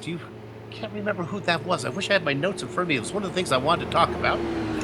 Oh yeah, I'll tell you here in just a second. I'm looking that up right now. These stats and statistics brought to us by Patrick Taylor and Pierre Degley. While you're looking at that, let's talk about that. GSRC does a lot of racing series, and there is no series that gives the announcers more to work with than the guys at Lionheart. They give us a professional packet every race. I almost want to print it up and keep it as a collector's item. Yeah, absolutely. Well, actually tonight, going into tonight, Joe Hassert, all-time leader with 55 race starts, but tonight making his 50th start was Tony Lurcock. That's it. Look out, Lurcock, yeah. That's right, Lurcock making his 50th start. Like to acknowledge those milestones when they come around. Absolutely, and George Anzaldo just behind those. This is his 49th race, so when we get to Road America, George will be having his 50th start. So, lots. Tell you what, a lot of history in this league, a lot of races under the belt, a lot of guys. They have? Over 17 drivers that have over 20 races in this series, and it's been a lot of fun. Some of these guys have been around a while and have been competitive since the moment they got here. And they bring us a great race every Wednesday night. And you mentioned it 2 weeks from today, Road America. That I'm really looking forward to that. That's a beautiful track. Oh, it's such these a fun cars track. will put on a great race. That's a great combination. Several of these guys will be meeting at Road America this year for the IndyCar race. Well, yes, sir. I believe Big Joe Hassert's going to be one of them. I think Pierre has talked about going as well. Well, I'll make sure. Maybe I'll make sure to get on, do my assignments, and let them know what type of snacks to bring for Road America. Sounds like that might be something cheese related. Yes, sir. I'm thinking cheese curds already. That's it. Pace car ducking in. And look at this. We have Joe Branch out in front. He did not decide to pit. Wrong way Flanagan running in second position. So, new leader Joe Branch. We'll see what these guys can do on some older rubber. Ooh, Branch. I'm gonna think not much. Well, sitting back there, Goke said, okay, I'll sit back and see what's going on. In fact, I think Goke and Garen both understand what the significance is here of those two cars out in front of them. They've taken it kind of easy. Flanagan running in second. Flanagan now looking to duck to the inside, but he can't because Goke beats it to him. Goke was going to try to get in there on Branch, but Branch cut off the inside line. Goke now looking to make a move here. Should be able to get this done. Puts the car down on the inside. We haven't seen that inside line work much, but Goke's really got the car wired up. But no, he cannot. Nice job there by Joe Branch. The branch does not break as he hangs on to that lead as they go in to corner number 1. Goke going to try it again, Sean, and this time he's going to get it done. I know we've kept bringing up the name of Dean Helt. He just put another move on somebody else. Trevor Bissett gets around him. Now he's looking to the inside of Pierre Degley. Dean Helt moving through the Pierre had missed his mark, had to get out of it to save the car. Loses 2 spots. Now Helt making a move on Krahula. Here comes Trevor Bissett. I got to take you back to the lead just because Branch is putting on a fight. And of course, he's in the eligible to win this race because his name does start with a J. So there you got Joe Branch up there fighting with Jonathan Goke. Branch making the outside line work. We haven't heard much from him all race, and all of a sudden he's up in front, giving Goke everything Goke could want. 2 by 2 through the second corner. Now they head down into 3. Branch is going to have the momentum. Goke dives it in front. Branch with some momentum and a run off the corner. Will have a run down the main straight. He's gobbling it up. Goes to the inside. Didn't lead the lap, but I think he's going to lead as they finish corner 1. Joe Branch back out in front.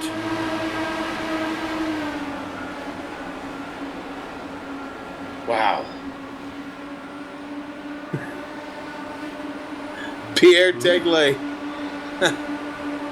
I'm sorry, not Pierre, but Dean Helt continuing to make his way up through the field. Now working over the DuPont machine. Jason Robarge gets around, first got around Krahula, then immediately took the position away from Robarge there. Dude's running. He's having quite a run right now. I know that car has been all over the track, but now he's attacking Jake Wright. Done this all on the inside. Helt's been riding it down on the inside groove.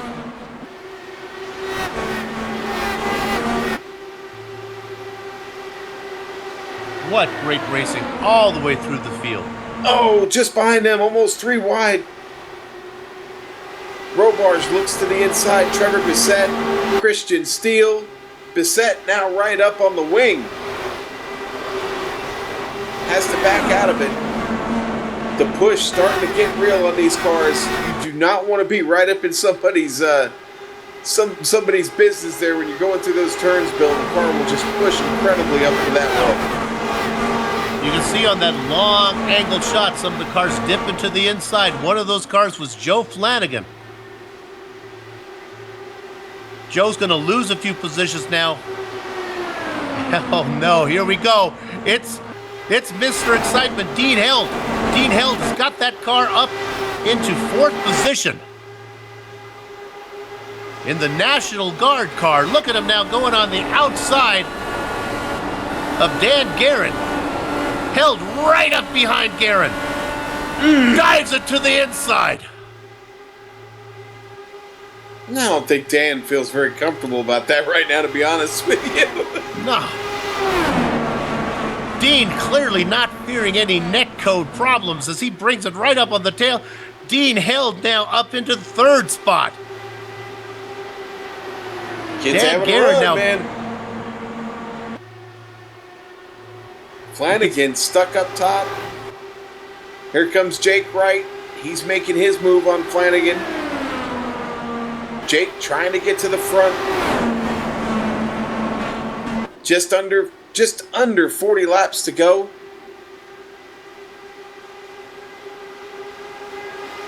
Stay on that battle in the back. I'll just tell you what's going up in front. Goke has a little bit of lead on Joe Branch. Branch doing a great job of hanging with him.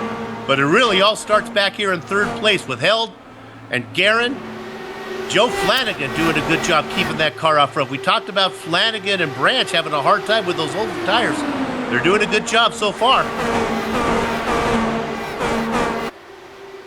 Flanagan with that reputation of starting high and going the wrong way. Not doing it today. Starting 8th, picked up 3 positions, now running in 5th. Another car, Christian Steele, running back there in 6th position. He was up in front for a while. He was the leader at the end of the first cycle of before pit stops. Okay, Good to see him up there. Any one of these drivers, Sean. We need to get to Jason Robarge, Jake Wright, Trevor Bissett. It was a hornet's nest right there. Here comes Jason Robarge. Pierre Degley, he was in that mix and then got slid out of it. Basically, they just all bullied him out of the way and he lost ground. Now Jake Wright's starting to lose ground. Robarge gets around. Bissett has to back out of it, trying not to get into Jake. There's Lurcock just behind those guys. Robarge having to hang on to it. Almost makes contact with the wall coming out of turn 3.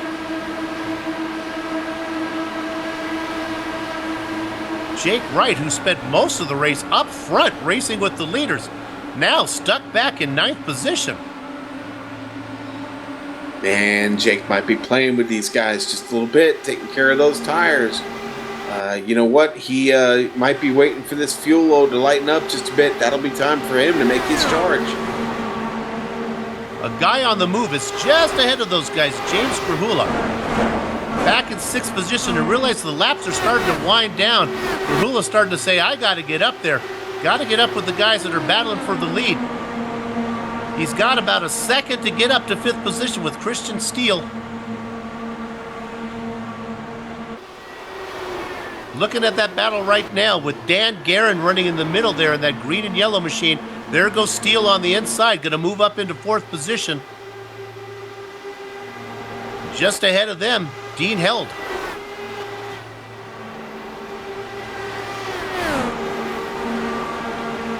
Still looking back through the field here, Ed Tutwiler still finds himself in 23rd spot.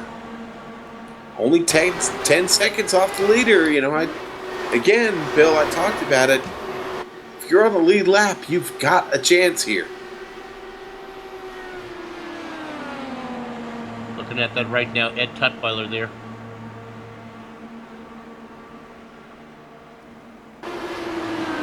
As the drivers are currently on lap 89, 32 to go.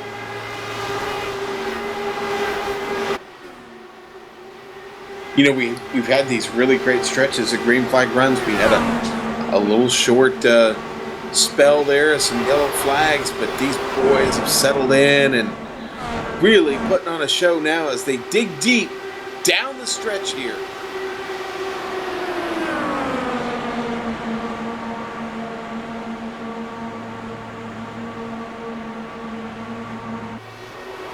Let's go back to 6th position, Jason Robarge again. Now, Robarge was doing a good job of making the outside work. Now he's stuck on the inside, and he's got Krahula. Krahula had got it up to 6th position. Robarge is making a move. These guys really can't afford to battle like this. They kind of need to decide which one of them is faster and let that guy lead them around. Bill, I think we've got a battle of the armed forces brewing here between Trevor Bissett and Bob Mikus. Go on board with Bob Mikus real quick. I believe that's one of our sponsored onboard cameras. Yes, sir, that's the Controlled Chaos onboard camera. Bob running that National Guard scheme, and Trevor just up in front of him in the Marines. Oh, Trevor with contact with the number 53. Oh, those two get hooked up and against the wall. Degley avoids it. Oh, I think Showen might have got a piece of that just as we were on with them. Whoa, boy. That was Joe Flanagan and a number, or as Bissett comes to just a standstill. That car, oh man. Bissett gets hooked up. That was the 53, I believe. Of Joe Flanagan. Here we go, on board with Bissett now. Gets the inside. Oh, and that little bit of contact there. Got an awful good run on him, Bill. Nowhere to go. Just couldn't get checked up quick enough. That's a tough break. Bissett was having a solid run. Yeah, Flanagan was racing up there with the leaders. You know, he started was running up in the top 5, but then was beginning to fall back. That's too bad. Flanagan was having a great run. Both those drivers having a great run. Well, Sean, I think Jinx is talking about the nice green flag we were having green flag run we were having there. Now this gets interesting here, okay? Yes, because I know where you're going. Yes, it does. We've got 28 to go. I don't know. I don't think we can get there. See how many yellow caution flags there are. The farthest I saw anybody run was Christian Steele. He ran 24. I think we're looking one more stop. Okay, but what we have to factor in here is honestly, I think the need has been more tire than it has been fuel. And I think if you get another yellow flag, got a chance for position, you might keep that car out there. Well, honestly, though, I mean, these cars, you can dial down the fuel, can you not, Sean? Oh, it's fixed setup. It is the fixed setup. You're not allowed to do that. That's right. So, now, I mean, we saw what Joe Branch did with older tires. I mean, he put up a pretty good fight there with old Mr. Goke. Nevertheless, you could put the car in high gear, nurse it around. All you really need to do is be fast enough to beat somebody's splash and go time. So even if you're 28 laps, even if you're a half a second slower, that still might be enough if you can nurse it to go the distance. We're going to have to watch for somebody to do that back in the back that might think about going the distance here. And you think that you were saying maybe that it's all about tires anyway, that maybe 28 might be doable. We're about to find out. Let's see who wants to roll the dice tonight here in old Long Pond, Pennsylvania. We're hearing from Joe Hassert that 27 or 28 is possible. So the question is, how hard do you work the guy in front of you? And do you maybe want to follow the guy and save a little fuel that way? Everybody's probably got a different plan brewing in their head right now. Well, if Kentucky has anything to do with it, the guy I would do is whatever James Krahula does is what I would do, because he's clearly had the fuel strategy figured out last race. Yeah, that's that unacceptable racing roots there of James Krahula. That's always been a strong point of that team. They always seem to have the fuel numbers worked out just right. Okay, now, let's go ahead and talk about what's going on up front. Jonathan Goke, who's been up there for most of the race, well, there he is again, still up there in front. Mr. Excitement, Dean Held, running back in second position in that National Guard car, that blue, white, and red, white, and blue, actually, would be more logical since it's an American car. Running in second position, Dan Guerin, who has been up front for most of the race. Back there, going to start inside of row 2. Jason Rabarge, we've seen him there is no rows, that's correct, a single file, that's right. Second, fourth position, Rabarge going to start back 4 spots back. Christian Steele, we saw him lead, have a good car at the end of a long stint. This race could come to him. James Krahula, former winner, he could do. Jake Wright in 7th, he was up front for most of the early part. Sean, this could go to anybody.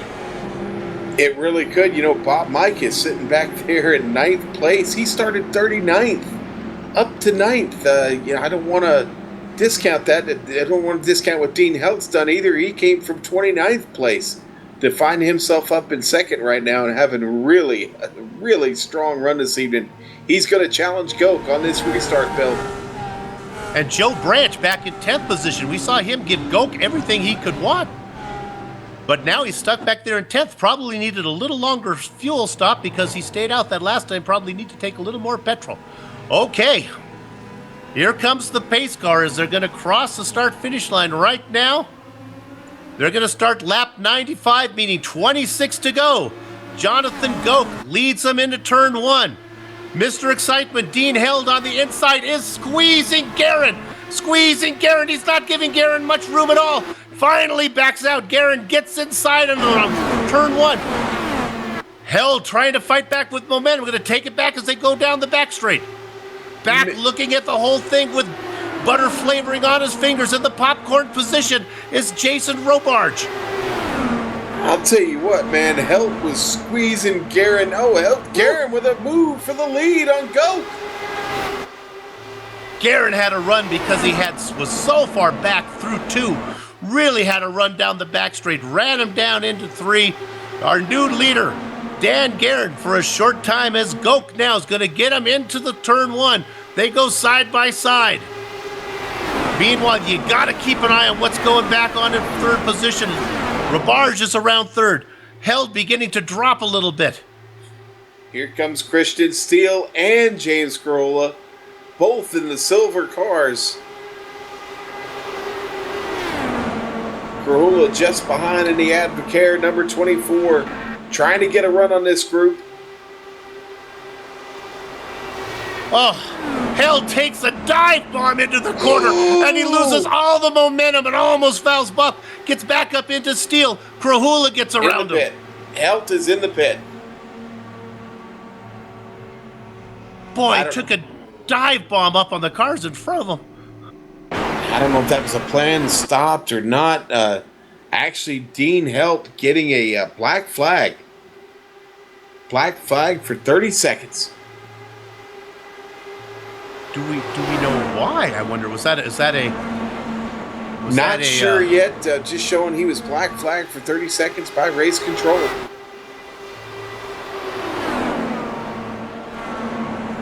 Thinking maybe he jumped the start, or maybe they didn't like the line he took into the first corner and went. Not quite sure. We'll have to. And Held has spun it in pit lane.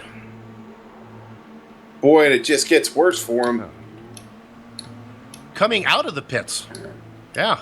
Carolla almost making a little bit of contact when Christian Steele comes on the radio apologizing for him. And then he makes a move to the inside, down the back stretch.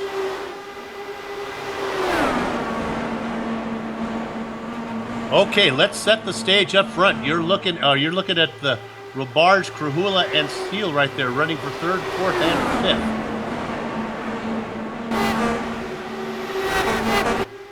Well, Helt finally makes his way back out on track after spinning in the pit lane, trying to make his way out.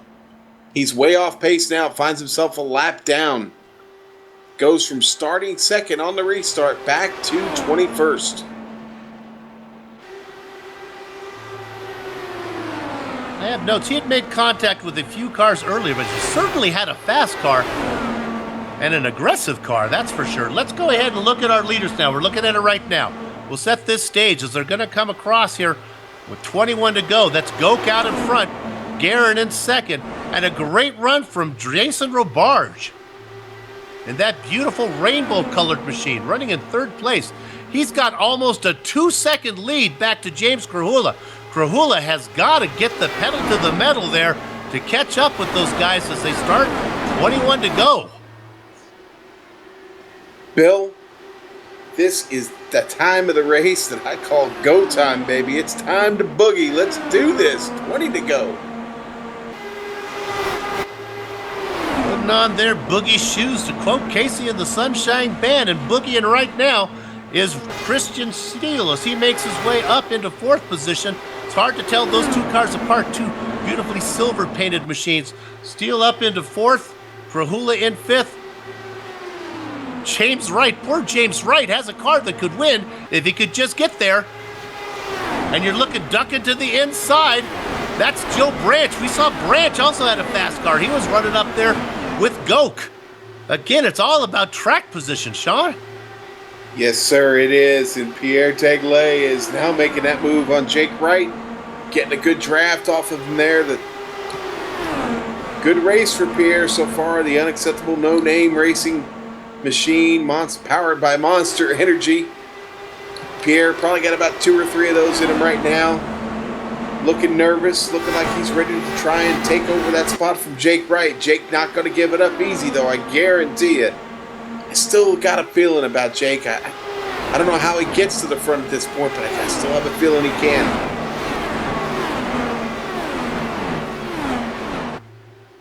And we hear that Held now, Dean Held has parked the car.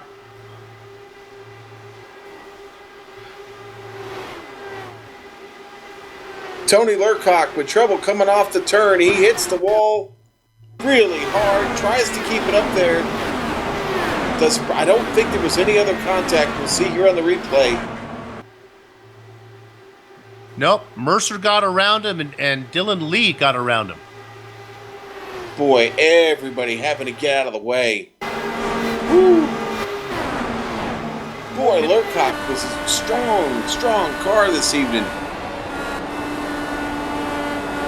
Did a good job of keeping that car up on the walls. We'll watch it on the replay. That car banging and he kept it up there right on the concrete. Best he could until it got airborne and started to bounce around on him. But yeah, long enough for those guys to react and get out of the way. Again, just what a tough break for Lurcock, who had a strong machine this evening. We talked about that CM Punk entry quite a bit. And that's bad luck for him. Sorry there, Tony. Bad luck for Lookout Lurcock, but I'll tell you who it is good luck for. And that's guys like Christian Steele, James Krahula, Joe Branch, Jake Wright, Pierre Degley. Give it to me again. Degley, I think I had it that time. Yes. These guys all have the speed to win, but they were too far back. Now, they'll be up there. Be interesting. We thought that they have enough fuel. This yellow should probably mean it's enough fuel. I wonder if they'll come in for fresh rubber. If you want to give up, track position is so important. I just don't think they can afford to give it up. Let's see what happens. Oh man, it's going to be a monkey see, monkey do, Bill. Let's see what Jonathan Goke does here. Really up to him at this point. Does Guerin follow? Okay, here Robarge is the first spider. No, he fakes him. As if that's possible. Krahula's the first guy to come in. Yeah, the problem is now, that's going to put him, if we look at all the lead lap cars, that's going to put him back like in 20th position. Well, Team Nailed-It decides to stay out. So basically, Guerin and Goke control the restart of this race. Jason Robarge would love a win here tonight. Sitting there in the third spot. Christian Steele, another one of those guys who've had a solid run this evening. And Joe Branch, round out your top five. Pierre Degley, he's got himself up to fifth. So, this is... we're going to get restarted here with... I think 19 cars will restart this race. Okay. I will stay here. Let's look at Ed Tutwiler here for a minute in 13th position. And why am I talking about him? Well, he's the last car on the lead lap that did not come in. Right behind him, here's a guy we're going to watch here for these final laps. James Krahula running in 14th position, but he's got fresh rubber. Jake Wright. Tony Schowen also came in. Robert Obretta running in, where would that be, 17th now?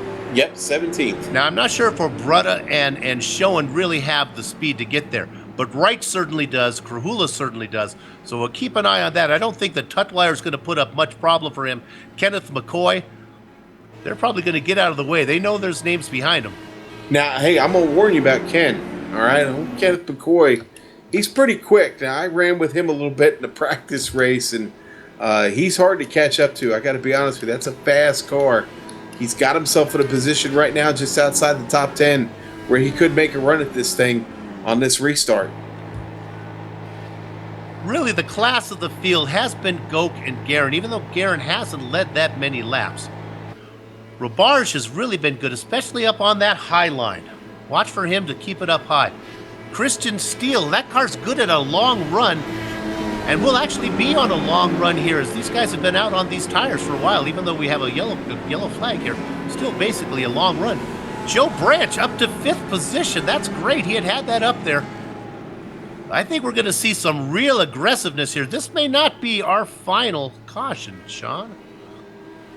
Oh boy, It may not be. And, I wouldn't be surprised if a few of these cars are maybe trying to lighten the fuel load just a little bit, maybe have the clutch engaged and hitting the rev limiter, hitting the revs up just a bit, maybe to burn off a little bit of fuel, Bill. Let's go to 8th place real quick as we see if we can get as our director here. Get a nice shot here of Brandon Limkeman. We haven't talked much about him running in 8th. That's a beautiful paint job on that machine. That thing is on fire.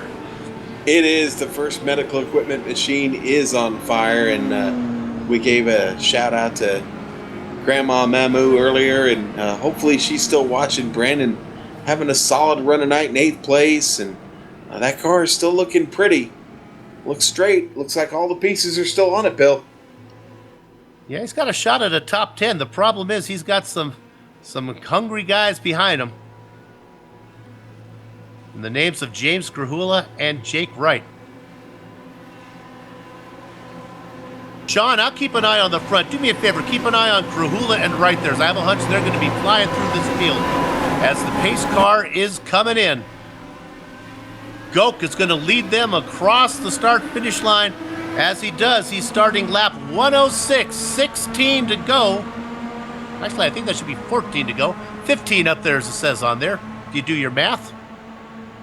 Goke into the first corner. Guerin following him. Ravage in 4th and 3rd. Steele in 4th. Branch in 5th. Degley in 6th. 3 wide down the backstretch. George Anzalo in the middle of it. Dylan Lee up top of the Fuzzy's Vodka machine. James Grahula in the mix. James has to make an evasive move, get out of the throttle. Jake Wright gets around. We go on board with James Grahula in the Premier Racing League onboard camera. There he is. James Grahula still running hard across the start-finish line. 2 wide. He lost a lot of spots there, and Jake Wright was able to get around and shoot up in front of him. James that actually had a really good restart. Made pretty quick work of Ken McCoy, who was in front of him on that restart. Now he's starting to gather it back up. Grahula back on the charge. Got a long way to catch up to Jake Wright.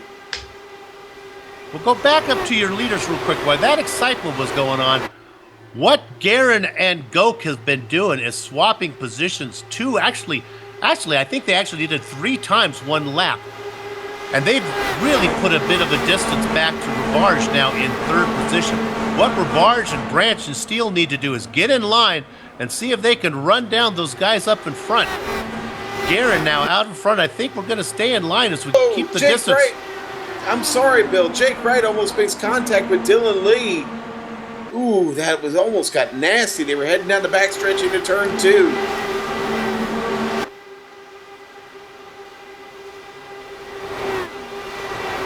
Meanwhile, back up in front, it's another swap for the lead as Goke goes around the outside of 3 to cross the finish line to finish lap 108 as they start 109. Your new leader, Jonathan Goke. Okay, so how does this work out? They're teammates now. And, we got Dan Garrett and Jonathan Goke keep swapping it out. Who gets to swap last? Who gets to win the race, Bill? Well, they keep opening up as they swap. They keep opening up the lead back to 3rd place as they battle back behind for 3rd. That's really not working back there, guys. You're losing touch.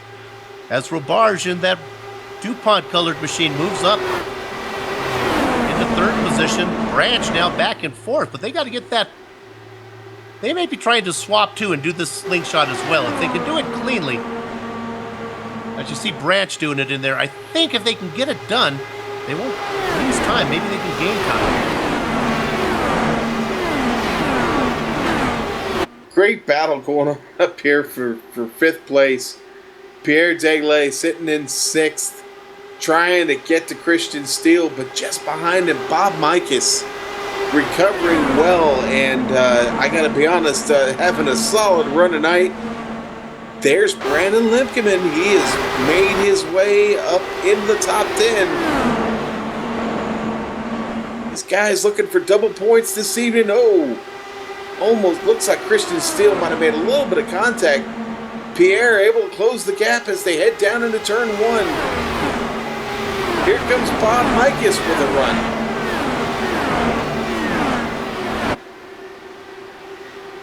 That's a great battle for the top, for the top 5. Not only the top 5, but for the battle that continues for the top 10 in this race.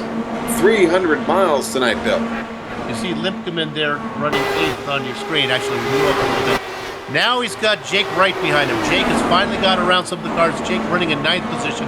Has some clear air up to Limpkeman. I don't know if he's going to have enough time with 10 laps to go. Might need a help of a yellow flag to get up there. Meanwhile, out in front, the 2 cars are beginning to pull away. Goke and Guerin have opened up a 1.3 second lead back to Roubarge.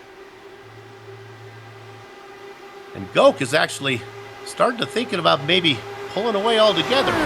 Guerin doing everything he can to stay with him.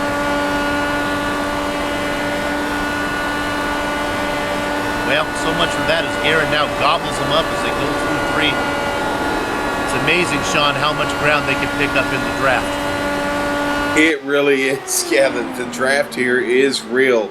But it comes at a cost when you get to those turns, because for as real as the draft is, the push is even more real. And as these cars lighten up, that becomes even more exaggerated and becomes a real problem. So we are in the home stretch here, though, with only 8 laps to go, Bill.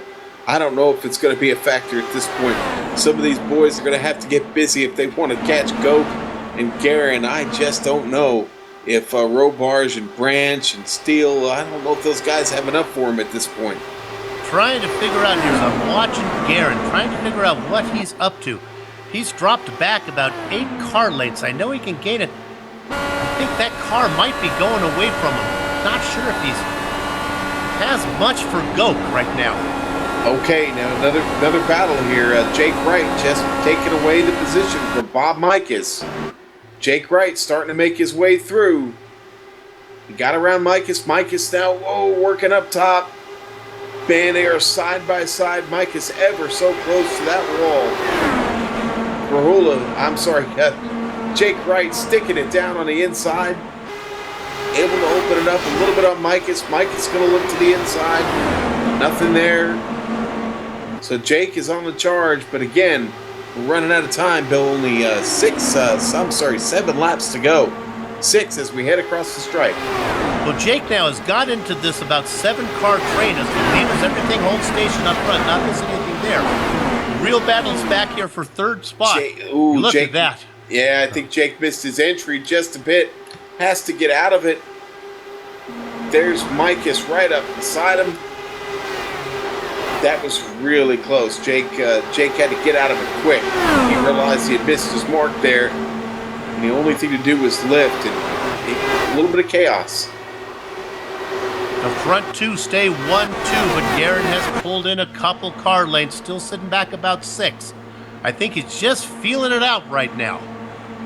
All right, Krahula takes that 8th place spot away from Bob Mikus. Mike is going to try and take it back. Yeah, so Krahula and Jake Wright continue to kind of slowly march their way up, but I just don't think there's any time left. Let's go to the lead. I think we have a little peek for the lead. Nope. Guerin just playing with us right now as we have 5 to go. Guerin had a great run down the back straight. Real good run as they go into 3, then loses it all, exiting 3, and drops all that distance back as we start now. 1 lap, 117, 4 laps to go. Okay, a battle is raging on. Pierre Degley trying to find a way to get out of Christian Steele. He cannot unlock the mystery. That is Steele. Jake Wright looking to the inside of Pierre Degley. Hearing somebody might have hit the wall back there. Guerin, here we go. Let's go to the lead. Guerin with a pass now as they exit 2, going into 3. Guerin does it on the inside. Can he make it stick? He loses momentum. No, he cannot make it stick. And there goes Goke around the outside. Guerin had the lead for about 400 yards, but had to give it back to Goke as they start with 3 to go. Jonathan Goke loves this track. And this could be another big victory for him tonight. They've got to worry about the yellow flag coming out now. Every inch is you run in second place is an inch you risk finishing in second. Goke lost all the momentum. Garen lost all his momentum. Garen is really good through 2, maybe not as good through 3 as they come around this third corner as they head down the back straight. There'll be 2 to go. We're going to stay on this battle up front now for these final 2 laps. Goke out in front of that blue machine. Garen has been watching him for the last 20 laps, trying to figure out how to get there. It's about a 7-8 car length right now. Garen's still in the draft right now, trying to gobble up. Look how good Garen's going to be as they go through 2. This is Garen's best race. I hear contact in the back. The yellow flag is out. Big contact. Dylan Lee, Lanini involved. Oh, and Brandon Lundkeman is in that also, on his lid, sliding down the back stretch. Wow. Lundkeman looks to get a little bit loose off the turn. And when he does, he flicks Dylan Lee.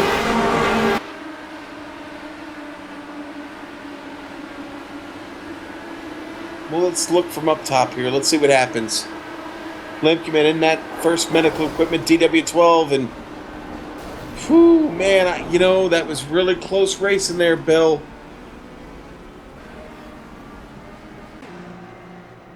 And you just had a hunch with it getting so close and patience running short that the yellow was a possibility. I think Garen knew it as he was trying to do everything he could to get ahead of Goke. Yeah, what, Brandon was starting to lose the car. I'm looking at the replay on my screen here, looking at it back and forth.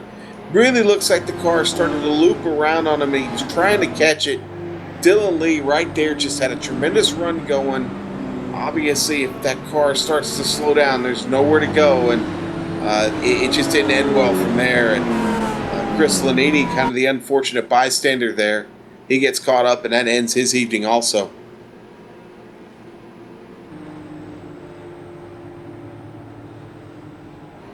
Joe Branch running in third position, a great finish for him. Christian Steele led a few laps, going to be up there.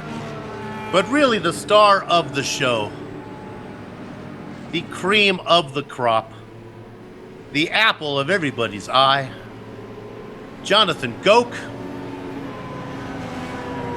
coming across the start-finish line, your winner of the Dirty Blinds 300, dirtyblinds.com 300. Your first 2-time winner this season.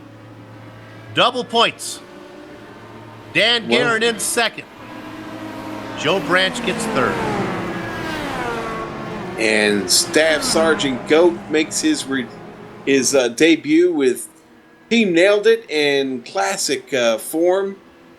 And Dan Garen going to go ahead and take a podium with him there in second. What a great evening. What a great debut with a new team there for Jonathan Goke.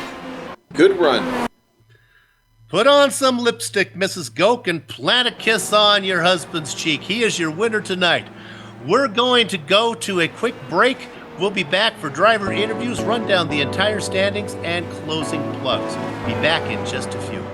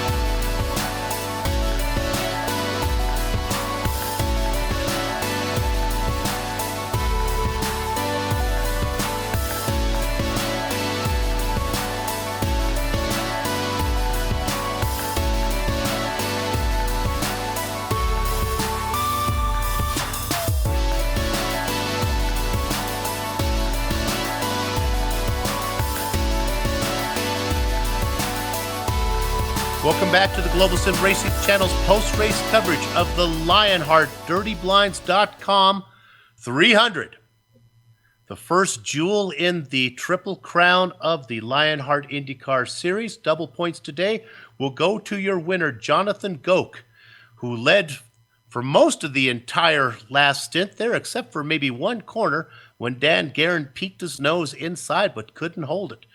Third place goes to a great run from Joe Branch. Congratulations from him. Didn't see much of him early on. At the end of the race, it was all about Mr. Branch. Christian Steele going to finish in fourth. Jake Wright came in, took tires, worked out for him as he worked his way through some of the field, got up into the top five. Jason Robarge in the DuPont machine in sixth. Seventh position goes to Pierre Degley. The snowman position, James Krahula. Ninth spot goes to Bob. Let's see, is it Mike's? I guess it is. Mike's. Bob Mike's. There we go, Mike's. And Tony Schowen in 10th. Sean? All right, I'll take it away on 11th place. That's going to be George Anzaldo. Solid run for him this evening, 11th. Robert O'Brother started 30th, winds up in 12th. Good evening, sir. Matthew Mercer, 13th. Kenneth McCoy, 14th. Eddie Tudweiler, 15th. 16th, Robert Bluen. 17th, Dylan Lee. Chris Lanini, 18th. Brandon Lemkeman, man, that was a tough break there at the end of the race for him. He'll take 19th, finish on the lead lap. And in 20th place, Tony Lurcock, 19 laps down. Hitting blackjack, Mr. Excitement, Dean Helt, finishing 21st, but he was up as high as third position, and quite an exciting driver to keep an eye on. Joe Wrong Way Flanagan started 8th, went the wrong way, finished in 22nd position. Bub was running up front as well. Trevor Bissett in 23rd. Double dozen goes to Ian Adams. Ryan Crosno in 25th, followed by Jack Bogan, and Big Joe Hazard had trouble. Another bad race for him in 27th. 28th and 29th, Chris Stouffer, who had the car on rails for a while, and 29th to Dave Barber. Alfred Shepard in the Yugo machine, going to finish in 30th position. Oh, sorry, Sean, why don't you take it from here? All right, buddy, I will. Yes, sir. And we head on down to 31st. That's going to be 31st, Vincent Blumenthal. Chris Gutierrez in 32nd. Patrick Taylor, 33rd this evening. Ron Hacker, 34th. Pete Edwins, 35th. Jason Galvin, 36th. Michael Gray will finish 37th. He will be the last car in the field this evening. Michael Gray had to end it early, unfortunately, after a hard shunt. But, man, Bill, that was a breathtaking race. Yeah, it was indeed. And the guy who was out in front for most of it was Jonathan Goke. Ran out in front. Jonathan, congratulations on your second win of the season. You know, it seems like you had a different name challenging you all the time, but you seem to have the best of them, whether it was Guerin or Branch or Wright. Nice race. I was so excited coming in this week because Pocono is my track. I love Pocono. I had a pretty bad qualifying effort. I say that I started fourth, but I had the ability to join Team Nailed It. This is our first race with them, and nothing better than to finish 1-2 with Dan. And you saw Ian up there. All three of us led laps today. I am so pumped right now. Yes. Oh, that's great to hear. It's very exciting, especially when you put in all that practice time and then the time in the race. Let's talk about a couple questions here. When the last yellow came out, there's about, I guess, 14, 15 laps to go. No thought of ever coming in for pits then, right? Oh no, me and Dan, we were jumping back and forth thinking, oh, could we pit? And then I remember Joe had not pitted the previous, and he stayed up there. So obviously old tires don't hurt you that bad. So all of a sudden we're like, you know what, we're staying out. And then 15 others stayed out like, oh, we're going, we got this. That's exactly, I was thinking the same thing from Branch and the other driver that was running up there that didn't take tires, Flanagan. Both of those guys stayed out there, and they ran well on old rubber. Well, let's go to the last. Well, actually, not the last lap, maybe the lap before. You held the lead for that entire stint, except for maybe part of turn 3.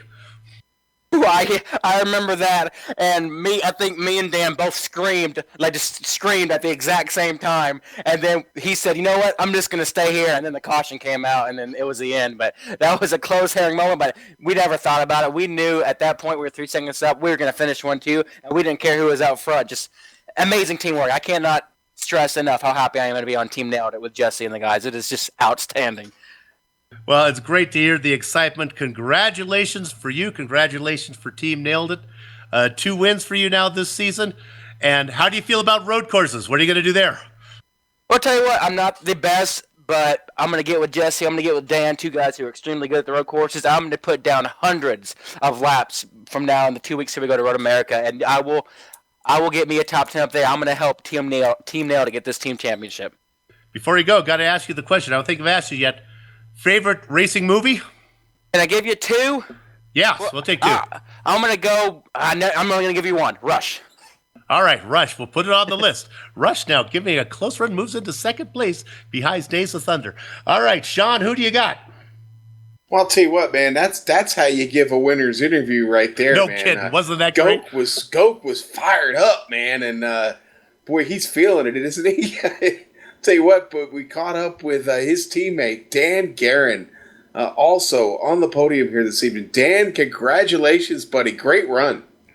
Oh, thanks a lot, Sean. I've been waiting for a while for this one. It just seems like I haven't been able to catch a break for since Homestead, pretty much. So this is exciting. Congratulations to John, new teammate here. This is just one heck of a race to start it off for him. Now, were there any team orders coming down from the booth there at the end, or what? No team orders. Jesse came to chime in. I'm like, just shut it, Jesse. Shut it. So, yeah, as I said, I'm excited for this one. I bet you are, sir. And boy, what a great run for Team Nailed It this evening, and to find two of your cars on the podium, it's just got to be a great feeling for the team, a great morale boost. Going to be a good night, and the points for both of you. Got to be happy about that. You move up 10 spots, Dan. You're up to 6th, man. Oh, well, I haven't even looked at the points yet, so I've just been all smiles right now. Well, unofficially, you're up to 6. We'll call it that right now, but certainly a good night for you. A little bit better for Goat. That puts him up 3 spots to the 3rd spot in the points. So early on in this season, you got to like the outlook for Team Nailed It going forward. Yep. Well, once we get everybody on board here with Michael and Ian, start getting some consistent finishes here. Just some tough luck for Ian tonight, but he was right up there with us too. So. Well, man, we look forward to seeing you in a couple weeks there at Road America. How do you feel? I know how you feel about Road America. Tell us tell everybody else what you think about Road America. I've only run it once, twice now, and I finished 5th last season. And I'm kind of looking forward to it, so we'll just have to wait and see. All right. Well, that was Dan Guerin, driver of the number 8 Mind if I give a quick shout out here? No, go right ahead, Dan. I'd first like to thank all my teammates. Second, I'd like to thank my new spotter, Dave Cordy. Does an amazing job. He keeps us all under wraps here. Excellent job. And, of course, my wife and family and everybody else. So. All right. Well, hey, Dan, I didn't realize you were rolling with a spotter now. Good Good stuff. He's excellent at it. It's always good to have a man on the box, certainly. Hey, thanks again for coming in, and congratulations. Great run tonight, Dan. Thanks, Sean. Appreciate it. All right, that was Dan Guerin. Dan Guerin, your second place winner and graduate of the Michael Waltrip School of Race Interviews. Let's go now to, I think we have our 3rd place finisher, Joe Branch. Boy, if somebody understands about track position, it's Joe Branch. Didn't see much of you early, then all of a sudden, there you are up front. Congratulations. Thank you. Yeah, sometimes you just got to do something different to get you some clean air. Yeah, you were back in the pack, and then Sean and I both, you were up there. Joe Flanagan was with you. Both of you guys decided to stay out for one stop when everyone else came in for tires. And both of you did a pretty good job of making it work. Yeah, if that last caution didn't come out, the caution that came out when I was racing with Goke, I really liked my strategy. I was just pushing him, trying to create a gap, and then I would have pitted a little earlier, came out on fresh tires, and felt like I'd have been in good shape. Yep, then that one caution got you back there, and you weren't able to get back up there. You were in quite a battle, though. You could have finished anywhere from 3rd to 10th with the bee's nest you were in behind you. Yeah, you just gotta keep your head down, man. I made it 3 wide there on the front stretch at one point, and it was one of them things where I figured if I didn't go then, I was gonna get stuck in that traffic, like you said. So I went for it. Hear a little southern accent on you. How far south are you? Not far. I'm in Indiana. I'm Well, an hour north of the Speedway. I guess it's still Wednesday there, or still a Wednesday there. Nope. I'm right on the edge of Eastern time zone. So, well, happy Thursday morning for you. I know the fans might be confused. It's blue skies right now, but it's getting late in the real world. Congratulations, Joe, for a 3rd place finish tonight. thank you. I'd like to thank my sponsor, Advanced Motorsports out of Indianapolis. She's been a good partner of mine, and also sponsors my series with a kind of a big race this Sunday. So check it out. We'll do that. Joe Branch, your 3rd place winner today. Okay, boys and girls, that's going to quickly wrap this up as it's getting late all across the country. Even here in California, it's kind of late. So let's quickly move to our thank yous. And I'd like to thank everybody at First Medical Equipment. You know, they offer durable medical equipment, sales, rentals, and services. Also, home modifications such as stair lifts and ramps. I'd like to ad-lib this, but it's so late, I'm just going to get through it. And always being, I've lost my place now. See, as I talk about ad-libbing, I take more time talking about not taking more time. Power wheelchairs and scooters, lift chairs, CPAP machines, oxygen. You know, my wife hasn't been feeling well. We're up at 7,000 feet. Our part of the GSRC booth is 7,000 feet. She's on oxygen right now, thanks to a company just like First Medical. Makes her life possible. Honey, give me a hit of that. Some good O2 there. You need it, they got it.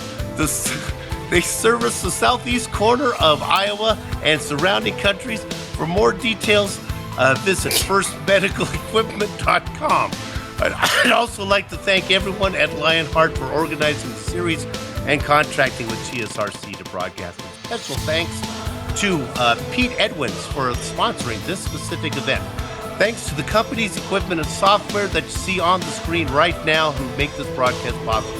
The original music you heard on today is thanks to Eric Ekholm and Casey Lalonde. I urge you guys to go to those websites to see if they're in order up some music from them. I know that Casey Lalonde has some new music coming out. Thanks to my mic mate Sean Ambrose, our director Amjad Yaman, Dougie Beard at Oxygen actually is making me cough. The camera locations that he provides. If you'd like to find out more about GSRC, your best bet at globalsimracingchannel.com. We're also at Twitter at GSR Channel and Facebook at Global Sim Racing Channel. I'm not a big fan of Facebook. Old girlfriends keep showing up there. The Lionheart League returns in 2 weeks, May 11th, for some twisty racing at Road America. Sean, Amjad, and I will be there. We hope all of you will join us. And again, for details for all the upcoming events, go to globalsimracingchannel.com. And now, for any of you who are still listening at the end of this broadcast, the housekeeping's out of the way. It's time for all of us to go have fun storming the castle. So until next time, race clean, race hard, and we'll see you on the track.